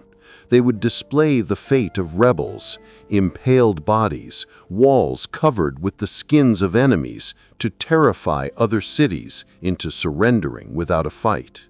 For the Assyrians, war wasn't just about killing, it was about breaking the will to resist. Behind these machines was organization. The Assyrians had standing armies, something rare in the ancient world. Their soldiers were trained, disciplined, and specialized. Some were archers, some were cavalry, some were engineers who built bridges, boats, and war engines. Every man had a role, and every battle was carefully planned. This combination of brutal machinery and cold strategy made them nearly unstoppable for centuries. From Egypt to Persia, kings trembled at the sound of Assyrian armies approaching because they knew what followed. Machines that could tear down their walls, break their armies, and enslave their people. But these machines also consumed the empire itself. Constant war drained resources, and the very terror that had expanded their power eventually united their enemies against them. When Nineveh fell, the war machines fell silent, yet their legacy endured. The innovations of Mesopotamian warfare, the chariot, the siege tower, the battering ram, did not vanish. They were passed on to the Persians, the Greeks, and eventually the Romans. The Assyrians may be gone, but their war machines shaped the very way humanity learned to wage war. They were the engineers of destruction, the inventors of fear, and the builders of machines that turned empires to dust. In the heart of Mesopotamia, healing was more than science. It was a sacred balance between the gods, the body, and the unseen world of spirits. To fall ill was not simply a matter of infection or injury. It was often seen as a sign of divine displeasure or the work of demons. And so, Mesopotamian medicine became a unique fusion of practical remedies and supernatural rituals. Doctors in Mesopotamia came in two forms. The Asu were practical healers, closer to what we might call physicians today. They treated wounds, set broken bones, and prescribed herbal remedies. Then there were the Ashipu, exorcists and priests who specialized in driving away evil spirits believed to cause disease. For the Mesopotamians, health was not only physical, but spiritual. The medical texts they left behind, written on clay tablets, are some of the oldest in the world. They include detailed instructions for diagnosing symptoms and suggesting treatments. If someone had a fever, a doctor might examine the patient carefully, compare their condition to past cases, and then prescribe a mixture of plants, minerals, or even animal products. Barley, honey, dates, licorice, and cedar oil were common ingredients in their healing recipes. But alongside these practical cures came ritual. A doctor might recite an incantation while preparing a poultice, or draw protective symbols on the patient's body to ward off evil. They often combined treatments, a physical salve for the wound, and a magical prayer to address the spirit behind it. Mesopotamians also studied the stars and omens for clues to health. Astrology wasn't just for predicting the future, it was used to understand illnesses. If Mars was in a certain position, it might be seen as a sign of disease or misfortune. Healing was, in their eyes, woven into the fabric of the cosmos. Yet their medicine was not without real effectiveness. They knew how to clean wounds with beer or wine, how to use willow bark for pain relief, and how to set fractures with splints. They developed early surgical techniques, cutting out abscesses or removing foreign objects from the body. They may not have understood germs as we do today, but their remedies sometimes worked because they were based on observation and experience. Illness, however, was often explained as punishment from the gods. A man struck by disease might be told that he had broken an oath, angered a deity, or offended a spirit. Healing, therefore, meant not only repairing the body, but restoring balance with the divine. A priest might perform a purification ritual, burn incense, or place protective amulets by the patient's bed. The most famous medical collections come from the Library of Ashurbanipal, where tablets recorded hundreds of remedies. These texts show a civilization deeply invested in the art of healing, a people who saw no line between medicine and magic. In the end, Mesopotamian medicine was not about separating science from belief, it was about combining them. To them, the body, the spirit, and the gods were inseparable, and in their clay tablets we see the first attempts of humanity to understand and master the mystery of health. Their cures may seem strange to us now, but they represent the roots of medical history, the first steps on a path that leads from clay tablets to modern hospitals. In Mesopotamia, the future was never left to chance. Every twitch of an eye, flight of a bird, or unusual birth was a message from the gods, a hidden signal about what was to come. To ignore these signs was dangerous. To read them correctly could save lives, cities, and even empires. This was the world of omens and divination, where priests became interpreters of the divine will. The Mesopotamians believed that the gods constantly communicated with humans. They sent warnings, guidance, or approval through natural events and everyday occurrences. Illness, crop failure, or even a lightning strike could signal the gods' pleasure or their anger. The art of divination was about decoding these messages. One of the most famous methods was extispicy, the examination of animal entrails, especially sheep livers. A priest would carefully inspect the shape, color, and markings on the liver, comparing them to extensive manuals of omens. Each detail had meaning. A certain mark could predict victory in war, famine, or the birth of a son. The liver was seen as a miniature map of the cosmos, linking heaven and earth in its folds. Another method was astrology. The movements of the stars, the moon, and the planets were not just decoration in the sky. They were divine signals. Priests charted celestial patterns to forecast wars, natural disasters, and royal success. Some tablets even contain horoscopes for kings, guiding political decisions based on the heavens. Divination wasn't limited to organs or stars. Dream interpretation was a respected science. A dream of a snake might mean danger. A bird could foretell a journey. Priests would advise rulers on these nocturnal visions, helping them avoid misfortune or seize opportunity. Even everyday accidents could be read as messages, and merchants, farmers, and soldiers often consulted diviners before making decisions.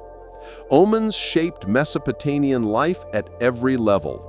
Kings consulted them before battles, priests interpreted them before sacrifices, and ordinary people sought guidance for marriages, journeys, or business deals. Success and survival often depended on correctly reading the signs. Yet there was structure. Divination wasn't random guesswork. It was a meticulous system. Thousands of clay tablets recorded previous omens and their outcomes, creating the first predictive science. Patterns were studied, interpreted, and passed down through generations, combining observation with faith. Mesopotamian omens remind us that in the ancient world, the line between religion, science, and daily life was thin. Every event could carry meaning. Every moment could be a message. Humans were never just passive observers.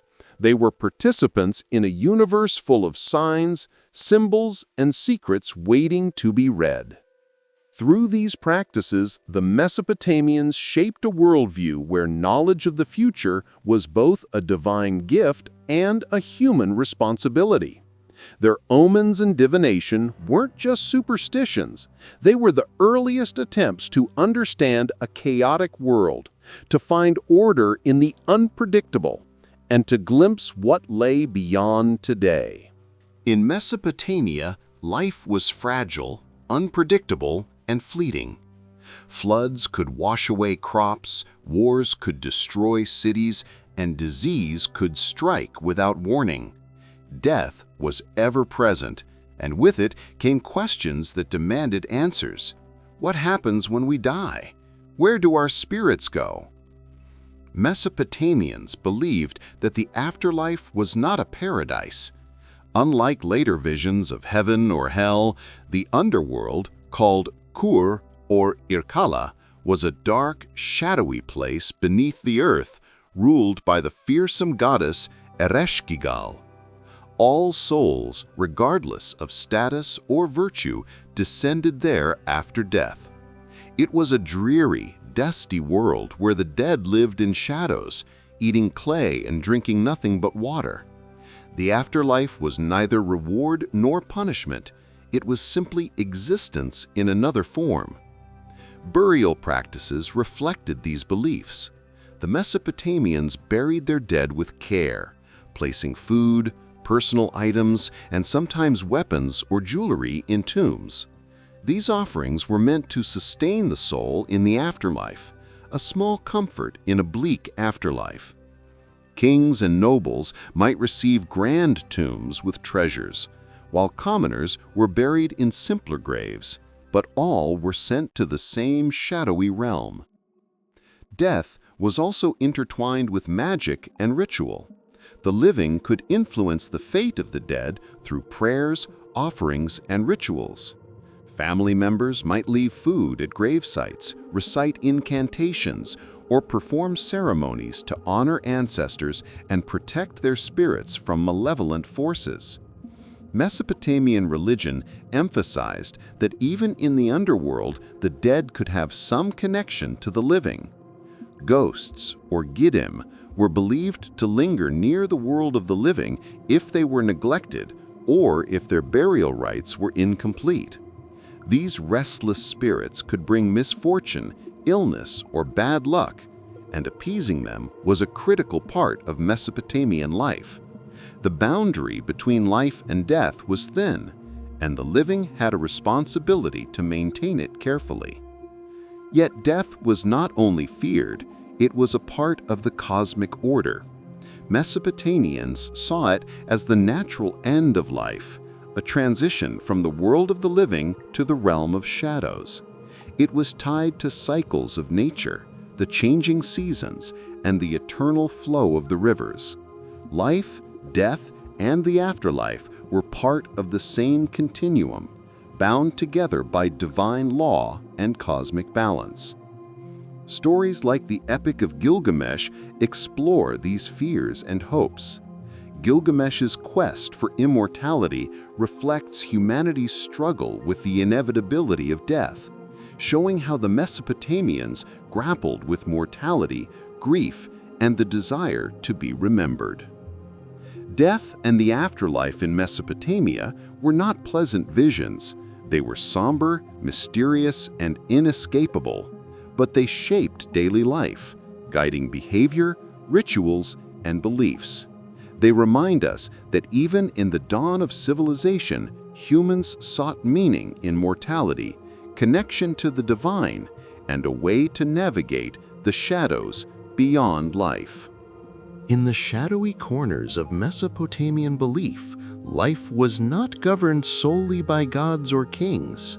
There were spirits, dark, unpredictable, and often terrifying, known as demons. These were not mythical monsters of legend alone. They were active forces that could enter homes, infest bodies, and influence the fate of mortals. To the Mesopotamians, demons explained the mysteries of disease, misfortune, and fear itself. Demons took many forms. Some were small and mischievous, causing nightmares, accidents, or crop failures. Others were massive and deadly, capable of striking down warriors or spreading plague.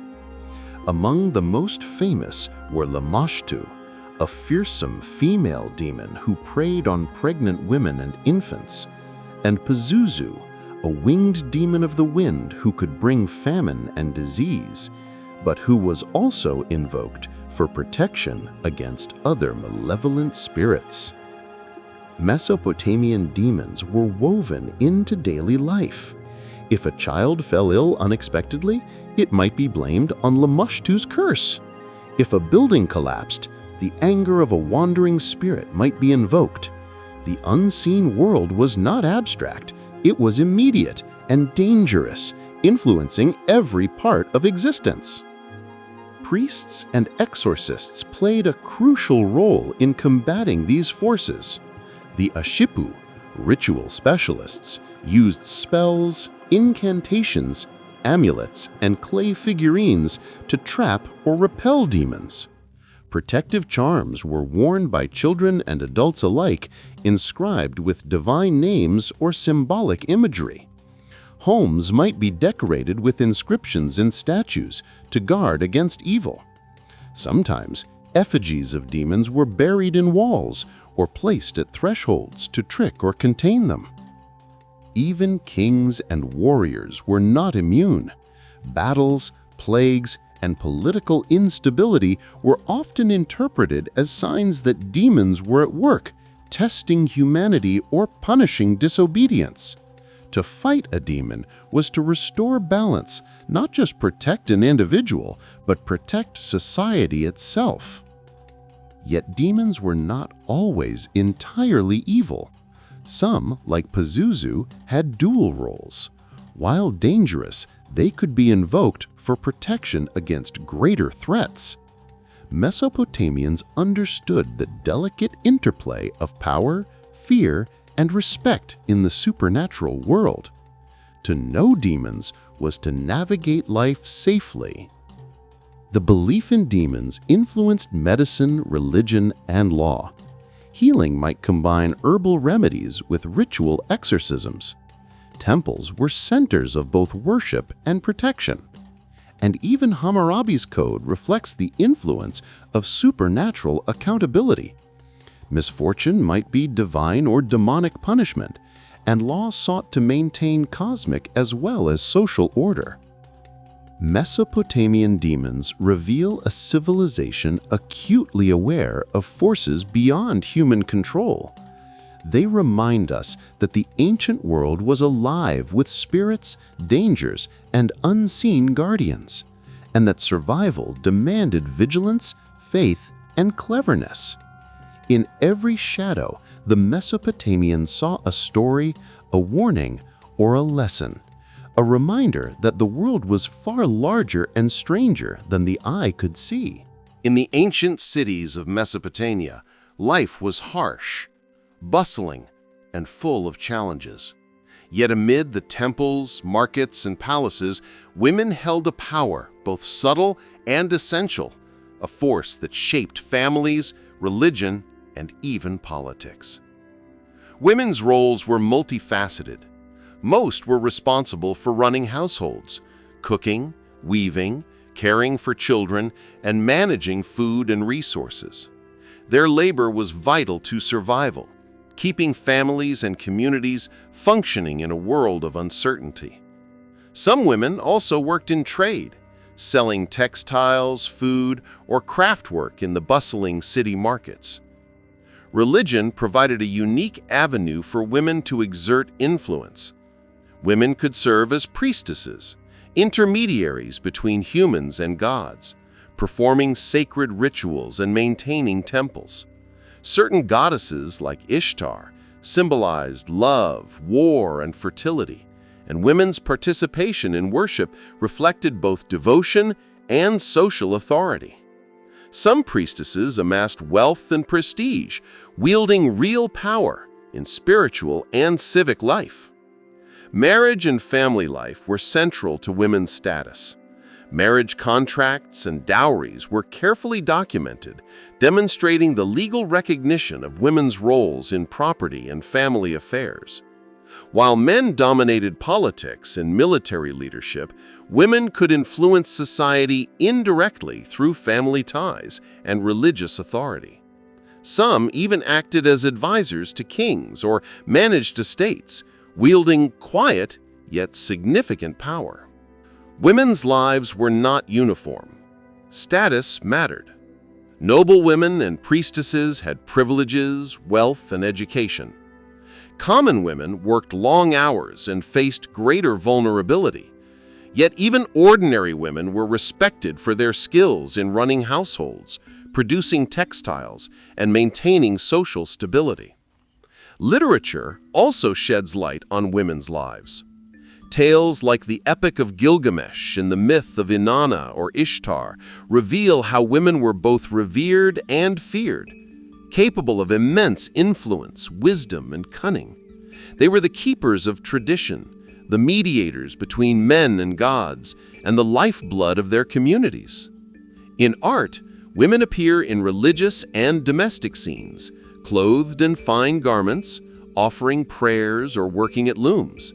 These depictions celebrate both their beauty and their role in sustaining life and faith.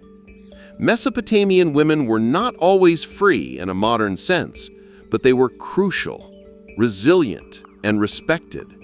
Their contributions to family, religion, and society shaped civilization itself. Without them, the cities of Sumer, Akkad, and Babylon could not have thrived. Their influence flowed quietly yet powerfully through the heart of Mesopotamia. Women in Mesopotamia remind us that history is not only written by kings and warriors, it is nurtured by the hands, wisdom, and courage of those who keep society alive. In the thriving cities of Mesopotamia, life was built on labor, trade, and human toil. Among the workers were slaves, a group whose lives were often harsh, yet essential to the economy, politics, and daily functioning of civilization. Slavery in Mesopotamia was different from modern conceptions. People became slaves through war, debt, or punishment. Prisoners captured in battle were often enslaved, while some citizens, unable to repay loans or taxes, might sell themselves or family members into servitude. Despite this, slavery was regulated by law. The Code of Hammurabi set rules for treatment, property rights, and obligations, reflecting a society that sought order even in coercion. Slaves worked in many areas of life. Some labored in fields, tending crops that fed cities. Others worked in households, cooking, cleaning, and caring for children. Skilled slaves served as artisans, scribes, or craftsmen, contributing directly to the culture, trade, and infrastructure of Mesopotamia. Even some held positions of responsibility, managing estates or workshops. Slavery was not always permanent. Certain slaves could earn or buy their freedom, and some integrated into their masters' households, gaining limited rights over time. Families of slaves sometimes remained together, and marriages were sometimes permitted, allowing for continuity of life even under servitude. The presence of slavery reveals the interconnectedness of Mesopotamian society.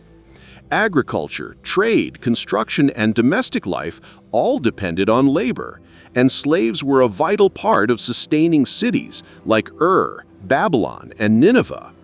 They were woven into the economy, yet their lives were governed by the power and whims of others, a stark reminder of the inequalities that shaped human history.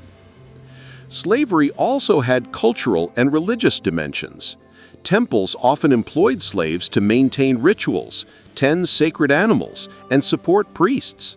Even in the spiritual realm, the labor of slaves was essential to sustaining the city's connection to the gods. Yet despite the hardship, the lives of Mesopotamian slaves were not always invisible. Their work left traces in texts, contracts, and tablets, giving us glimpses of resilience, negotiation, and humanity within the system. They were part of the engine that allowed civilization to flourish, even as their own freedom was limited. The role of slavery in Mesopotamia reminds us that history is built on many layers, some celebrated, some forced, some hidden. Slaves were both victims and participants, powerless yet essential, shaping the daily rhythm of one of humanity's first great civilizations. In the heart of ancient Mesopotamia, between the great rivers, legend tells of a city reaching for the heavens, a tower so immense it touched the sky. This was the Tower of Babel, a story that has echoed through millennia as a symbol of human ambition, ingenuity, and divine mystery. The tale begins with a people united by a single language, speaking and thinking as one. They settled in Babylon, a city already shimmering with walls, temples, and palaces. And they dreamed bigger than any king had dared. They decided to build a tower with its top in the heavens, a structure to make a name for themselves and assert their glory. Every brick laid was a testament to human ambition, a monument to collective will. The tower itself was likely inspired by the Ziggurats of Mesopotamia, step-like temples that reached skyward, dedicated to gods. But the story of Babel elevates it from architecture to legend. It was a monument not just of stone, but of pride. People worked together, inventing techniques to lift heavier bricks higher than ever before, stacking levels that touched the clouds. Yet the gods watched. In the Mesopotamian worldview, mortals had limits, and the Tower of Babel represented humanity stepping beyond them. According to the myth, the gods confused their language, scattering the people across the earth and halting construction. Suddenly, the unity that had fueled their ambition became chaos. Communication broke down, projects failed, and the people dispersed. From one tongue arose many. From one culture arose countless civilizations.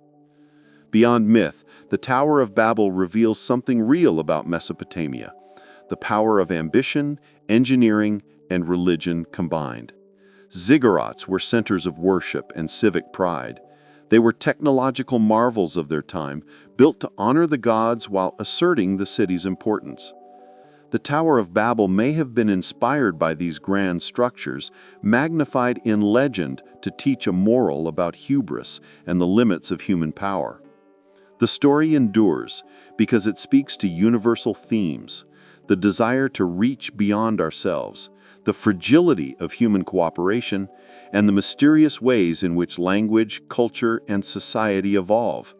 It reminds us that Mesopotamia was not only the cradle of civilization, but the cradle of stories, stories that continue to shape imagination today. The Tower of Babel is more than a tale of confusion. It is a testament to human creativity, ambition, and the eternal tension between reaching for the heavens and understanding our place on earth. Long before the empires of Babylon and Assyria rose to power, there was Sumer, the land of the first cities, the birthplace of writing, law, and civilization itself. But even the greatest civilizations face decline, and Sumer's story is one of brilliance followed by collapse.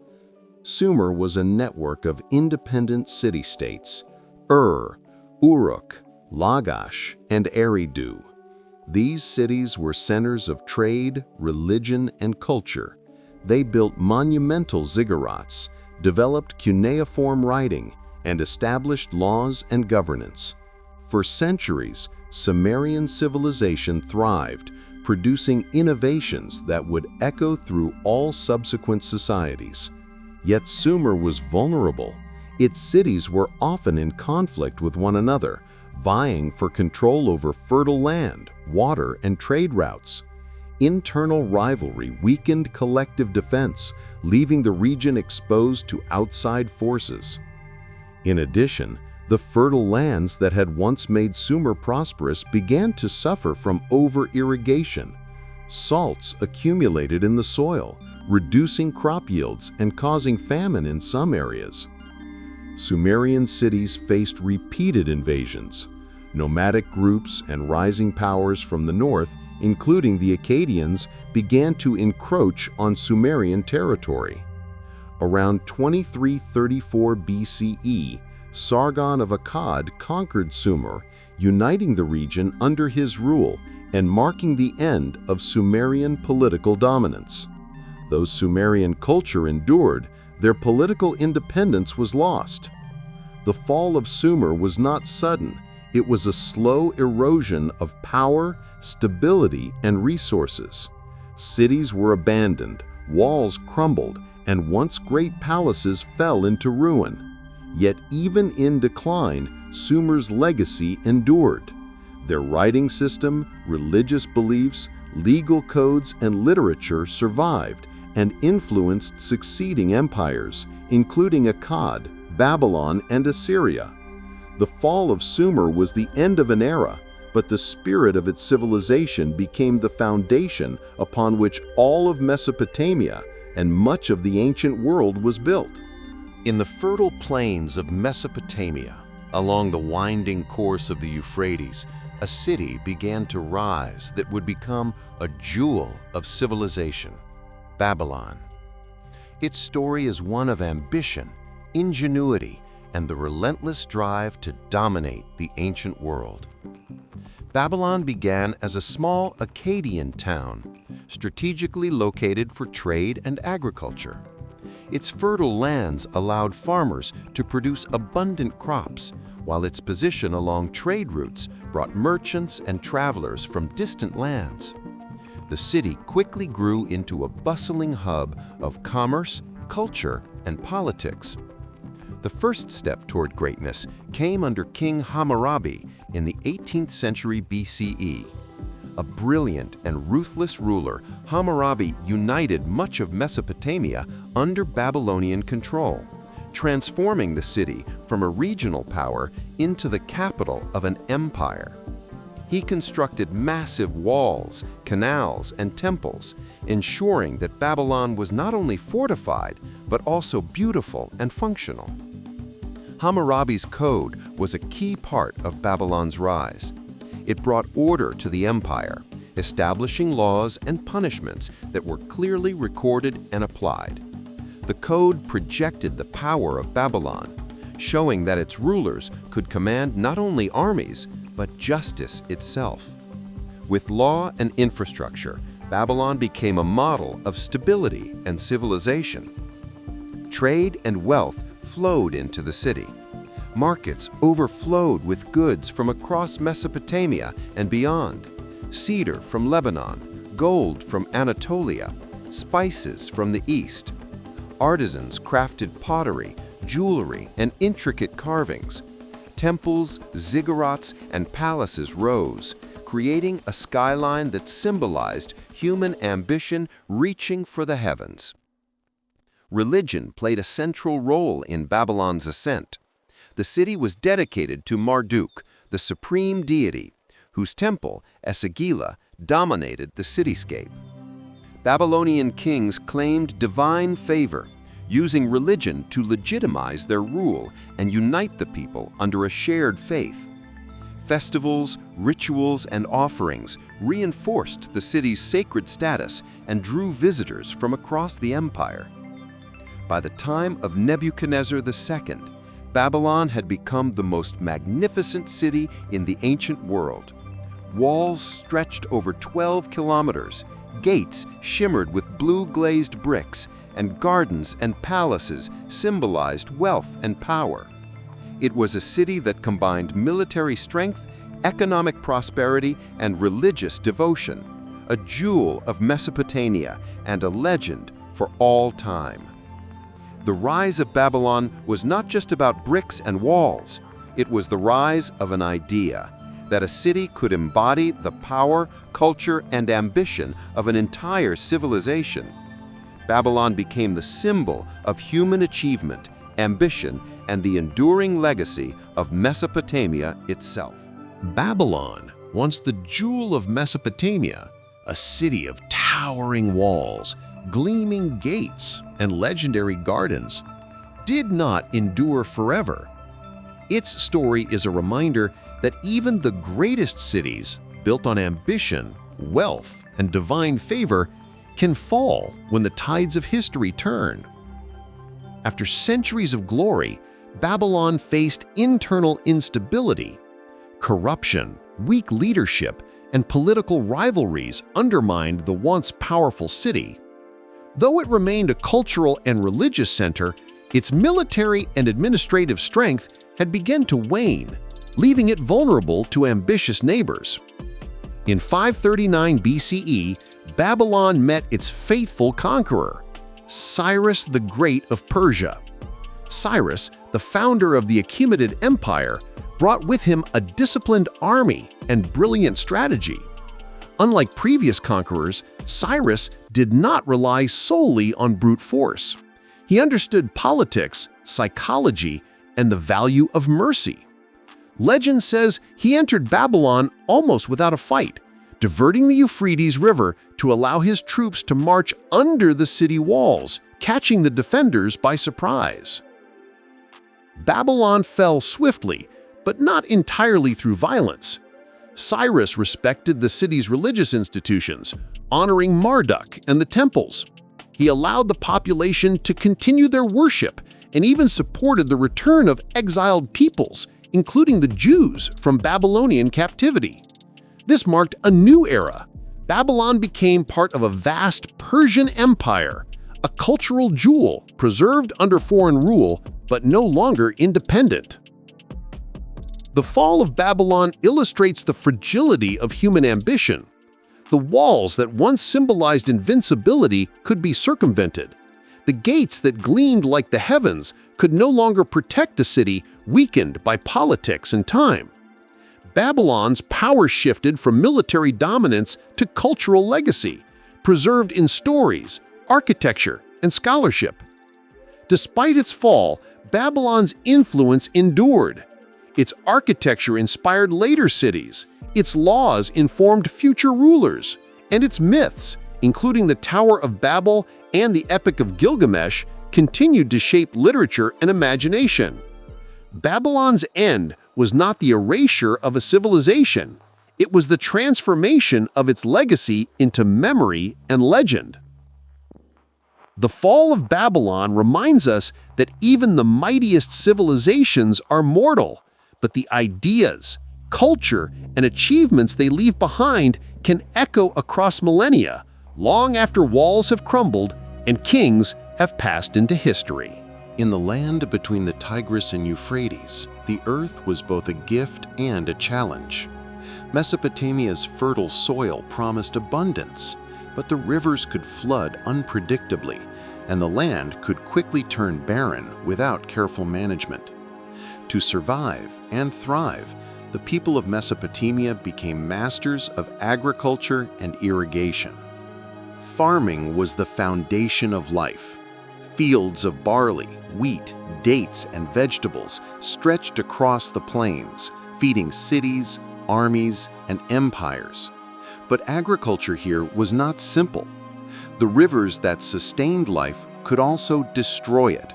To control water, Mesopotamians engineered an intricate network of canals, dikes, and reservoirs, diverting river water to thirsty fields and protecting crops from floods. These innovations transformed unpredictable land into the breadbasket of the ancient world. Irrigation was both science and labor. Farmers dug channels by hand, calculated water flow, and coordinated maintenance with neighbors. It required cooperation, planning, and knowledge of the seasons. The Mesopotamians understood when to plant and when to harvest, observing the skies, the rivers, and the stars to guide their work. Agriculture fueled the rise of cities. Surplus crops allowed some people to leave farming and specialize as artisans, merchants, scribes, or priests. Trade expanded, markets flourished, and empires could feed armies and sustain monumental construction projects.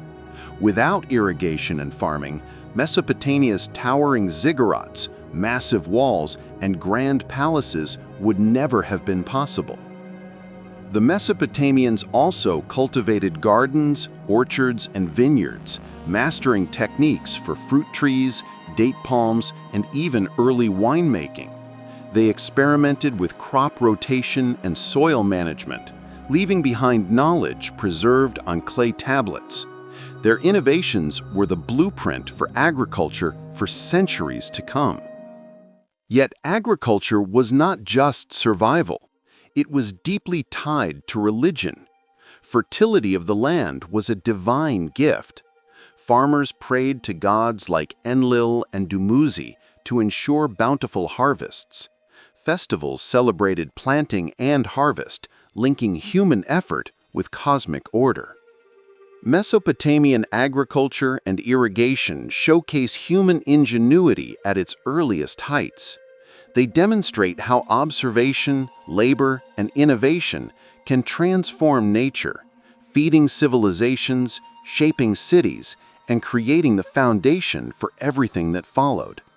In the rivers and fields of Mesopotamia, humanity learned to bend nature to its will without breaking it, planting the seeds of civilization itself.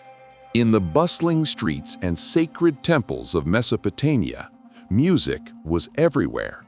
It was the heartbeat of daily life, a bridge between humans and gods. and a source of joy, ceremony, and expression. From the simplest lullabies to grand temple hymns, Mesopotamian music shaped the soul of a civilization. Music accompanied every aspect of life. Farmers sang songs to accompany labor in the fields. Merchants used rhythm to coordinate work and trade. In homes, parents soothed children with melodies played on flutes and lyres. It was a way to communicate, celebrate, and bind communities together. Temples and religious rituals elevated music to the divine. Priests and priestesses performed hymns to honor gods like Inanna, Marduk, and Nabu, often accompanied by lyres, drums, and rattles. Music was believed to carry prayers to the heavens, pleasing the gods and ensuring prosperity, fertility, and protection. Some instruments, like the harp-shaped lyres of Uruk, were elaborately decorated, reflecting both artistic and spiritual devotion. Mesopotamian music was also highly sophisticated. Clay tablets preserve musical notations, making it one of the earliest known systems of recorded music. These notations guided musicians in performing scales, melodies, and rhythms. Scholars have even attempted to reconstruct these ancient songs, giving us a glimpse into the sounds that echoed thousands of years ago. Festivals and celebrations were incomplete without music. Weddings, funerals, and royal ceremonies featured ensembles of flutes, drums, lyres, and even horns. Musicians were respected professionals, often trained in temples or royal courts, tasked with performing for gods and kings alike. Music in Mesopotamia was more than entertainment. It was woven into education, religion, and culture. Scribes learned songs alongside writing. Students practiced melodies alongside mathematics. And citizens understood that music had the power to shape emotion, memory, and society itself. Through music, the Mesopotamians expressed grief, joy, devotion, and hope. It was a language that transcended words, connecting people across cities, generations, and even social classes. In a world of floods, wars, and uncertainty, music became a constant, a way to celebrate life, honor the gods, and preserve culture. Mesopotamian music reminds us that civilization is not only built with walls and laws, but also with sound, rhythm, and harmony, echoing across centuries from the temples of Ur to our own modern ears.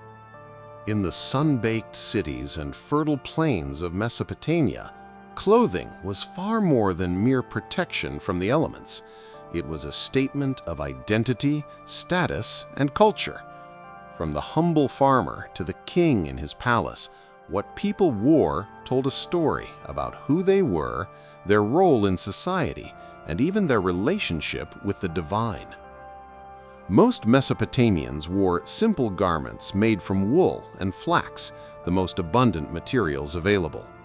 Farmers and laborers donned skirts, tunics, and shawls that allowed freedom of movement while withstanding the heat of the sun. Footwear was rare among the poor. Many went barefoot, connecting directly with the earth they tilled. Clothing became increasingly elaborate for the wealthy and powerful. Nobles and royalty adorned themselves with finely woven robes, embroidered fabrics, and decorative fringes. Colors were important. Deep blues, reds, and purples, often dyed with rare pigments, signaled wealth and influence. Jewelry, beads, amulets, and gold or silver ornaments further distinguished social rank. Priests and priestesses had specialized attire that set them apart. They wore robes, sashes, and ceremonial headdresses during rituals, reflecting their sacred role and signaling divine favor. Kings and rulers often wore crowns or diadems, demonstrating authority not only to their people, but also to the gods they served. Men and women wore clothing differently, but both used garments as a form of self-expression. Women's clothing included long skirts, shawls, and sometimes veils, while men often wore skirts or kilts, sometimes layered with cloaks for ceremonial purposes. Hairstyles and grooming mattered. Braids, wigs, and headdresses complemented attire, completing the visual language of status and identity. Textiles themselves were an important part of Mesopotamian culture. Weaving was a major industry, and cities specialized in producing high-quality fabrics for trade. Patterns, fringes, and embroidery were not just decorative. They conveyed messages, marked professions, or represented city or temple affiliation. Clothing in Mesopotamia was both practical and symbolic.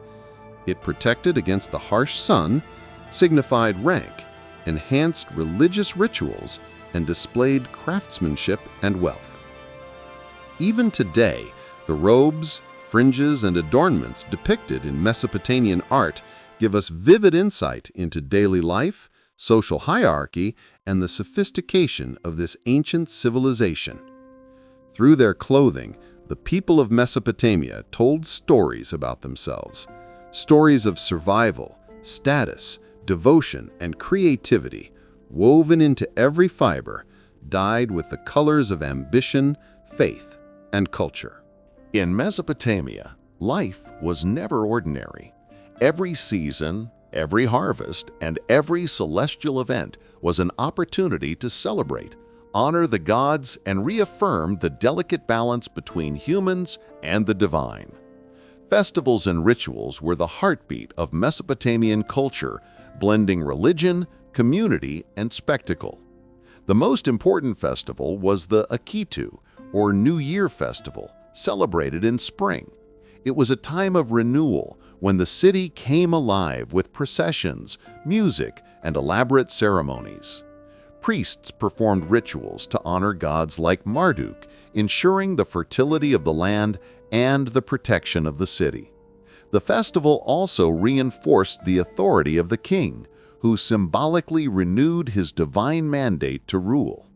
Rituals were carefully choreographed, blending performance, prayer, and offerings.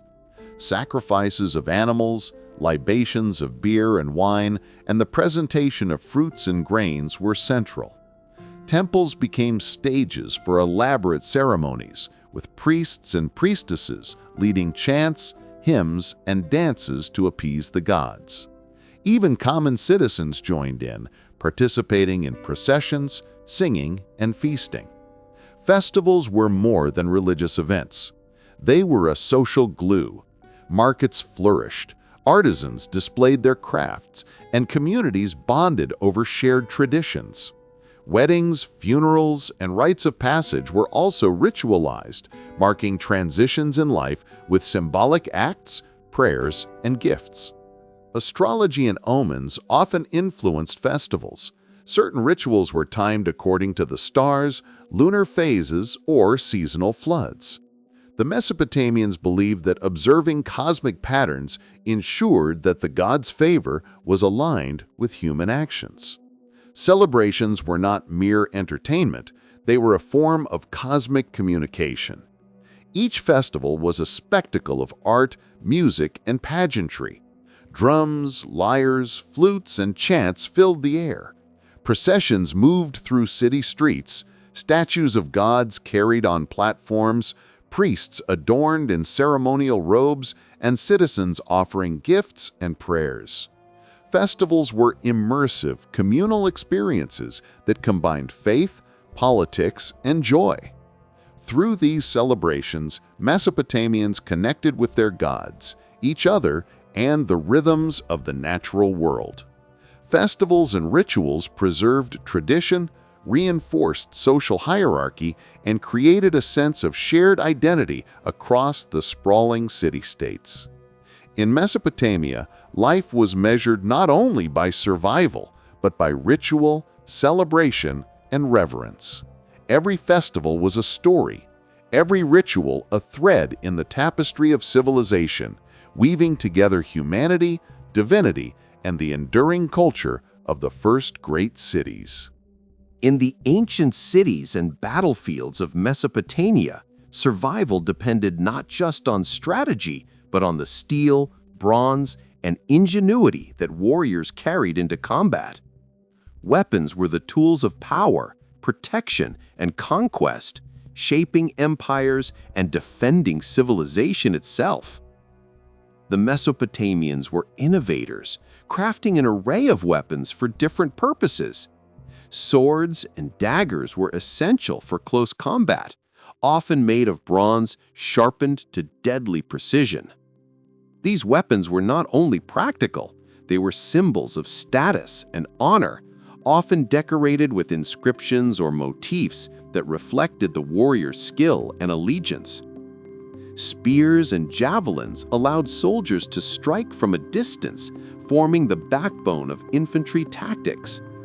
Mesopotamian armies relied on formations where spear-wielding soldiers could hold off cavalry and enemy infantry, demonstrating both discipline and coordination. Shields, made of wood and leather, protected warriors from arrows and blows, while helmets and body armor provided additional defense in chaotic battles. Mesopotamia also pioneered archery as a decisive force in warfare. Bows, often made from wood and sinew, allowed skilled archers to rain arrows down on enemy formations. Chariots, pulled by horses, carried archers across the battlefield, combining speed, mobility, and lethal precision. These mobile units could break lines, chase fleeing enemies, and deliver devastating strikes, making chariotry a hallmark of Mesopotamian military innovation. Siege weapons were another Mesopotamian triumph. Battering rams, siege towers, and ladders allowed armies to overcome fortified walls, turning seemingly impregnable cities into conquered territories. Ingenious use of water, ramps, and mechanical advantage showcased the empire's understanding of both engineering and tactics. Weapons were not only tools of war, they were intertwined with religion and ritual. Soldiers carried amulets or inscribed charms for protection, believing that gods could bless their swords, shields, and arrows. Victory was as much about divine favor as human skill. Through weapons, Mesopotamian armies could expand empires, protect trade routes, and enforce law and order. But they also reflected society's values, courage, skill, innovation, and a keen understanding of strategy. Each blade, arrow, and chariot was a testament to a civilization that knew the cost of survival and the price of power. In Mesopotamia, weapons were not merely instruments of destruction, they were symbols of civilization, forged in bronze and battle, shaping the destiny of kings, cities, and empires for millennia. In the bustling cities of Mesopotamia, knowledge was power. Writing had been invented, laws had been codified, and trade and administration required skilled hands. This gave rise to one of the earliest formal systems of education in human history.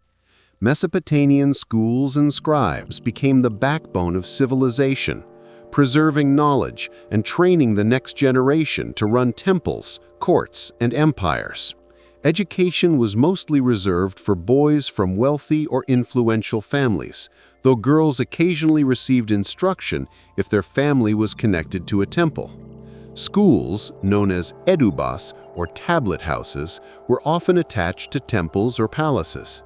Here, students learned cuneiform, the wedge-shaped writing pressed into clay tablets, a skill that could take years to master. Writing was essential for recording trade, legal contracts, taxes, and religious texts. Learning in Mesopotamia was rigorous. Students copied texts over and over, memorized lists of words, and practiced complex calculations. Mathematics was critical for trade, architecture, and astronomy, while literature, hymns, and proverbs taught moral lessons and cultural values. Mistakes were harshly punished, sometimes with corporal discipline, reflecting the seriousness with which knowledge was regarded. Scribes were not only clerks, they were the engineers of civilization. They recorded laws like Hammurabi's Code, documented astronomical observations, and preserved epic tales like the Epic of Gilgamesh. Their work allowed empires to function, maintain order, and pass knowledge through generations. A skilled scribe held prestige, wealth, and influence far beyond the average citizen. Education extended beyond writing. Students studied administration, trade, and even ritual practices. Priestly schools taught divination, astrology, and religious ceremonies, ensuring that spiritual and civic knowledge remained intertwined. In essence, education was a bridge between the practical, the intellectual, and the divine. In the clay tablets of Edubas, we glimpse the first classrooms in human history, where students learned not only to write and calculate, but to think, observe, and participate in the building of civilization itself. Mesopotamia was the land of rivers, cities, and innovation, but its wealth depended not only on fertile soil, it thrived on trade. From the bustling markets of Ur and Babylon to distant lands beyond the deserts and mountains, Mesopotamians built a network of trade routes that connected civilizations and fueled their economy. Rivers were the first highways. The Tigris and Euphrates carried boats loaded with grain, textiles, and crafted goods, allowing cities to exchange resources efficiently. Beyond rivers, overland routes connected Mesopotamia to Anatolia, Persia, and the Levant. Merchants traveled long distances, navigating deserts, mountains, and hostile territories to bring back precious metals, timber, and luxury items. Trade was both local and international. Cities exchanged surplus crops for pottery, metals, and raw materials they lacked. Long-distance trade brought tin from Afghanistan, lapis lazuli from Afghanistan or Iran, cedar wood from Lebanon, and gold from Egypt. Mesopotamian merchants became skilled negotiators, carrying letters of credit and agreements recorded on clay tablets, early forms of contracts and banking. Markets were vibrant centers of social and economic life. Merchants, artisans, and farmers gathered to sell goods, barter, and network. Temples often oversaw trade, regulating weights, measures, and fair practices. Trade routes were not just commercial, they were cultural highways, carrying ideas, religious beliefs, and technologies across regions. Trade also shaped politics. Controlling routes meant wealth and influence. Kings built fortifications, roads, and caravanserais to protect merchants and secure resources. Wars were often fought to dominate key trade hubs, showing how commerce and conquest were deeply intertwined. Mesopotamians' trade demonstrates the civilization's ingenuity. They understood supply and demand, specialized production and logistics on a scale unprecedented for the time. Trade routes enabled cities to thrive, empires to expand, and cultures to interact, creating a web of connectivity that linked the ancient world. In essence, Mesopotamia's trade routes were the arteries of civilization. They carried not only goods, but knowledge, culture, and ambition, shaping a world where ideas and wealth flowed as freely as the rivers themselves. Mesopotamia is often called the cradle of civilization, and for good reason. In this land between the rivers, humans first transformed ideas into innovations that would shape the world for millennia. Mesopotamian inventions were not mere conveniences, they were breakthroughs that made cities, empires, and culture possible. One of the most famous inventions was writing, specifically cuneiform. carved into clay tablets, this system allowed people to record laws, trade, literature, and history. Without writing, administration of cities, taxation, and legal systems would have been impossible. The Epic of Gilgamesh, hymns, and even early business contracts were all preserved thanks to this innovation. The wheel changed life dramatically, both for transport and industry. Wheeled carts carried goods across long distances, revolutionizing trade and communication. Potter's wheels allowed for mass production of ceramics, transforming daily life and commerce. Mathematics and astronomy were also hallmarks of Mesopotamian genius. They developed a sexagesimal base 60 system, which gave us the 60-minute hour and 360-degree circle. They charted the stars, predicted lunar cycles, and created calendars essential for agriculture and religious festivals. Agricultural innovations were equally transformative. Mesopotamians engineered irrigation systems, canals, and dams, turning unpredictable river valleys into fertile farmland. They domesticated plants and animals, invented plows, and developed techniques for crop rotation and soil management. Medicine and healing combined observation with experimentation. Physicians used herbs, minerals, and rituals to treat ailments. Even early dentistry and surgical knowledge have been traced back to Mesopotamia. Mesopotamians also invented practical tools for everyday life, bricks for construction, sundials for timekeeping, and complex systems for measuring land and distributing water.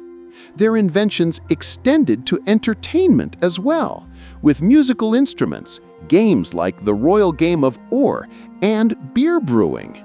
What makes Mesopotamian inventions remarkable is how interconnected they were.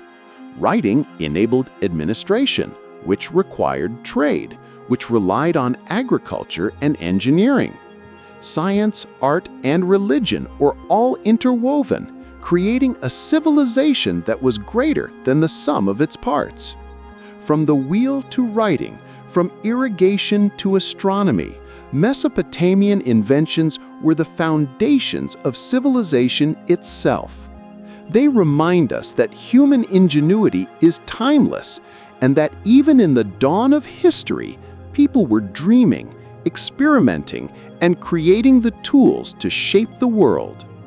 In the heart of Mesopotamian mythology, love, death, and rebirth intertwined in the timeless story of Ishtar and Tammuz. This myth was more than a tale. It shaped religious rituals, festivals, and the Mesopotamians' understanding of the cycles of nature. Ishtar, the goddess of love, fertility, and war, fell deeply in love with Tammuz, a mortal or divine shepherd figure, depending on the story. Their union symbolized the fertility of the land, the renewal of crops, and the vitality of life itself. Tammuz embodied growth, abundance, and the life force that sustained Mesopotamia's agriculture. Yet tragedy struck. Tammuz died, or descended to the underworld, depending on the version of the myth. His death plunged the world into sorrow.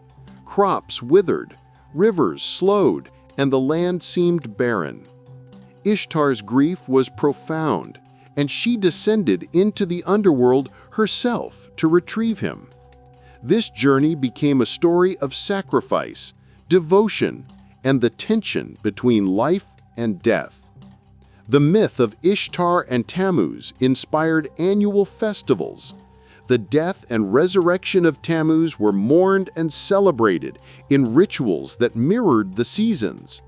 Women led lamentations, songs were sung, and symbolic acts of planting and harvesting reflected the eternal cycle of fertility, decay, and renewal. The myth reminded people that life was fragile, the earth depended on divine favor, and love could transcend even death.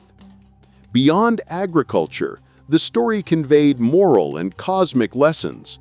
Ishtar's courage in descending to the underworld highlighted divine responsibility and intervention, showing that even gods were intertwined with human fate. Tammuz's death and rebirth reflected a belief in regeneration, hope, and continuity, themes that resonated in art, poetry, and religious practice across Mesopotamia.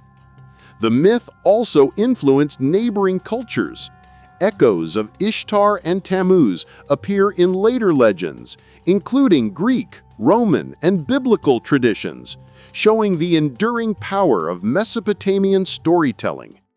In essence, the myth of Ishtar and Tammuz was a living story, performed in festivals, written on tablets, and etched into the hearts of the people. Mesopotamia was a land of rivers, mud, and ambition, and its people built architecture that reached for the heavens. From humble homes to massive ziggurats, the cities of Sumer, Akkad, Babylon, and Assyria were shaped not only by necessity, but by imagination, engineering, and devotion.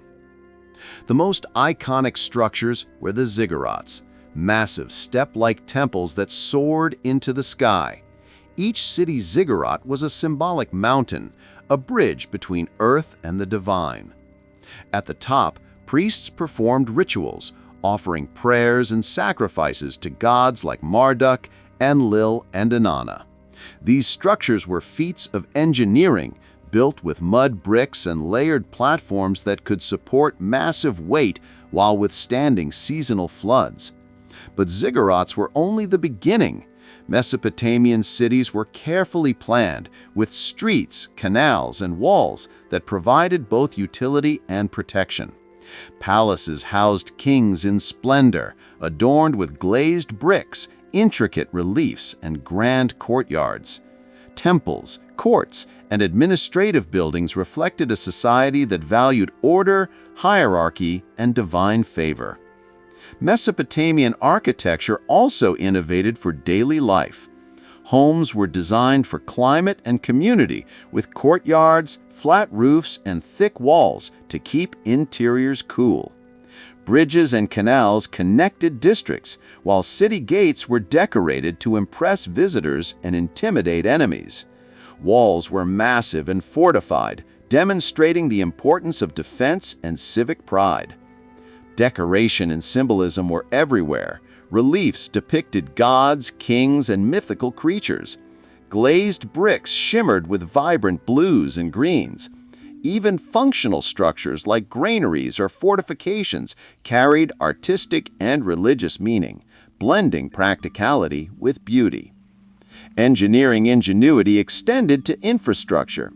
Mesopotamians built irrigation systems, dams, and reservoirs that supported their cities, linking architecture and agriculture. Roads and bridges facilitated trade and communication, connecting empires across vast distances. Mesopotamian architecture was more than stone and mud. It was a statement of civilization. It revealed the priorities, beliefs, and ambitions of a people who understood that buildings could be monuments to power, devotion, and ingenuity. Through temples, palaces, and walls, Mesopotamia expressed its identity, a civilization grounded in the earth, but always reaching toward the heavens, leaving a legacy of innovation that would inspire generations for millennia. Mesopotamia was more than the cradle of civilization. It was the fertile ground of stories, myths, and laws that would ripple through human history, leaving echoes in cultures and religions far beyond its rivers. Among the most profound influences is the impact of Mesopotamian culture on the Hebrew Bible, shaping narratives, themes, and even moral codes. Many biblical stories have striking parallels with Mesopotamian myths. The Epic of Gilgamesh, one of humanity's oldest surviving tales, features a great flood sent by the gods to punish humanity. This story bears remarkable resemblance to the biblical account of Noah's Ark, from the building of the vessel to the preservation of life. Scholars believe that these flood narratives share a common cultural memory rooted in Mesopotamia's riverine environment, where devastating floods were a real and recurring threat. Other biblical themes mirror Mesopotamian culture as well. Laws in the Code of Hammurabi echo in the legal and ethical instructions of the Torah, emphasizing justice, responsibility, and social order. Concepts of kingship, divine authority, and moral accountability in Mesopotamian texts influenced biblical portrayals of God, human obedience, and covenant relationships. Even in cosmology and creation, Mesopotamian ideas resonate. Stories of creation, divine conflict, and the ordering of the cosmos, found in Sumerian and Babylonian texts, bear resemblance to the Genesis narrative, reflecting shared cultural and literary traditions in the ancient Near East. Angels, demons, and symbolic beasts in biblical texts also echo Mesopotamian mythology, showing how ideas about the supernatural traveled across cultures. The influence extended beyond stories. Babylon itself plays a literal role in the Bible as a symbol of power, exile, and divine judgment. The Babylonian captivity of the Jews was not only a historical event, but also a profound cultural encounter, intertwining Mesopotamian governance, religion, and literature with emerging Hebrew identity. Mesopotamia's legacy in the Bible is a testament to the civilization's enduring reach. Its myths, laws, and rituals were not confined to clay tablets. They became the threads woven into the spiritual and literary fabric of future generations. The stories of Mesopotamia shaped moral imagination, theology, and cultural memory, demonstrating that even after the fall of Sumer and Babylon, their influence flowed across time and scripture. In the end, the Bible preserves echoes of Mesopotamia, not as mere coincidence, but as a dialogue across centuries, where the first civilizations whispered their wisdom, fears, and dreams into the hearts of humanity for millennia to come. Mesopotamia, the land between the Tigris and Euphrates, is often called the cradle of civilization, and for good reason. From the first cities to written laws, from monumental architecture to epic tales, the achievements of Mesopotamia continue to echo through human history. Its most enduring legacy begins with writing. Cuneiform allowed humans to record laws, trade, stories, and knowledge, creating the foundation for all subsequent literature, bureaucracy, and education. Without Mesopotamian writing, the preservation of history itself would have been nearly impossible. Law and governance were also transformed. The Code of Hammurabi introduced the idea that justice could be codified, influencing legal systems across the ancient world and laying the groundwork for concepts of fairness, accountability, and social order that persist to this day. Mesopotamian science, mathematics, and astronomy shaped our understanding of the world. They developed arithmetic, geometry, and a sexagesimal system that gave us 60-second minutes and 360-degree circles. They charted stars, predicted lunar cycles, and created calendars to guide agriculture and religious life. These innovations form the roots of modern science and technology. Architecture and urban planning left a visual and structural imprint on civilization. From ziggurats and palaces to walls and bridges, Mesopotamians demonstrated ingenuity in building functional, beautiful, and lasting cities.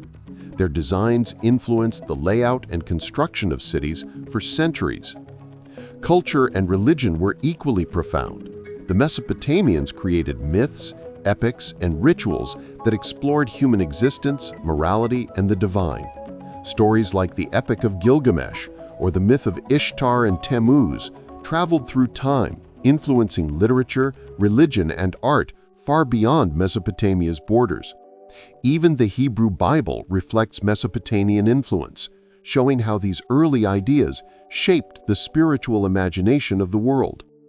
Trade, technology, and daily life innovations, from the wheel to irrigation, beer brewing to musical instruments, transformed society, connecting communities, and demonstrating human creativity in solving the challenges of civilization. The true legacy of Mesopotamia is interconnectedness. Their achievements in law, literature, science, agriculture, and governance were not isolated. They were part of a civilization that built upon itself, creating the blueprint for human society. Cities, empires, and ideas followed their example, carrying Mesopotamian ingenuity across continents and centuries. In the end, Mesopotamia teaches us that civilization is built on curiosity, creativity, and cooperation. Its rivers may have dried, and its cities may have fallen, but the ideas, inventions, and stories of Mesopotamia flow through humanity to this very day, reminding us that the dawn of civilization began in a land between two rivers, and that its light still shines across time.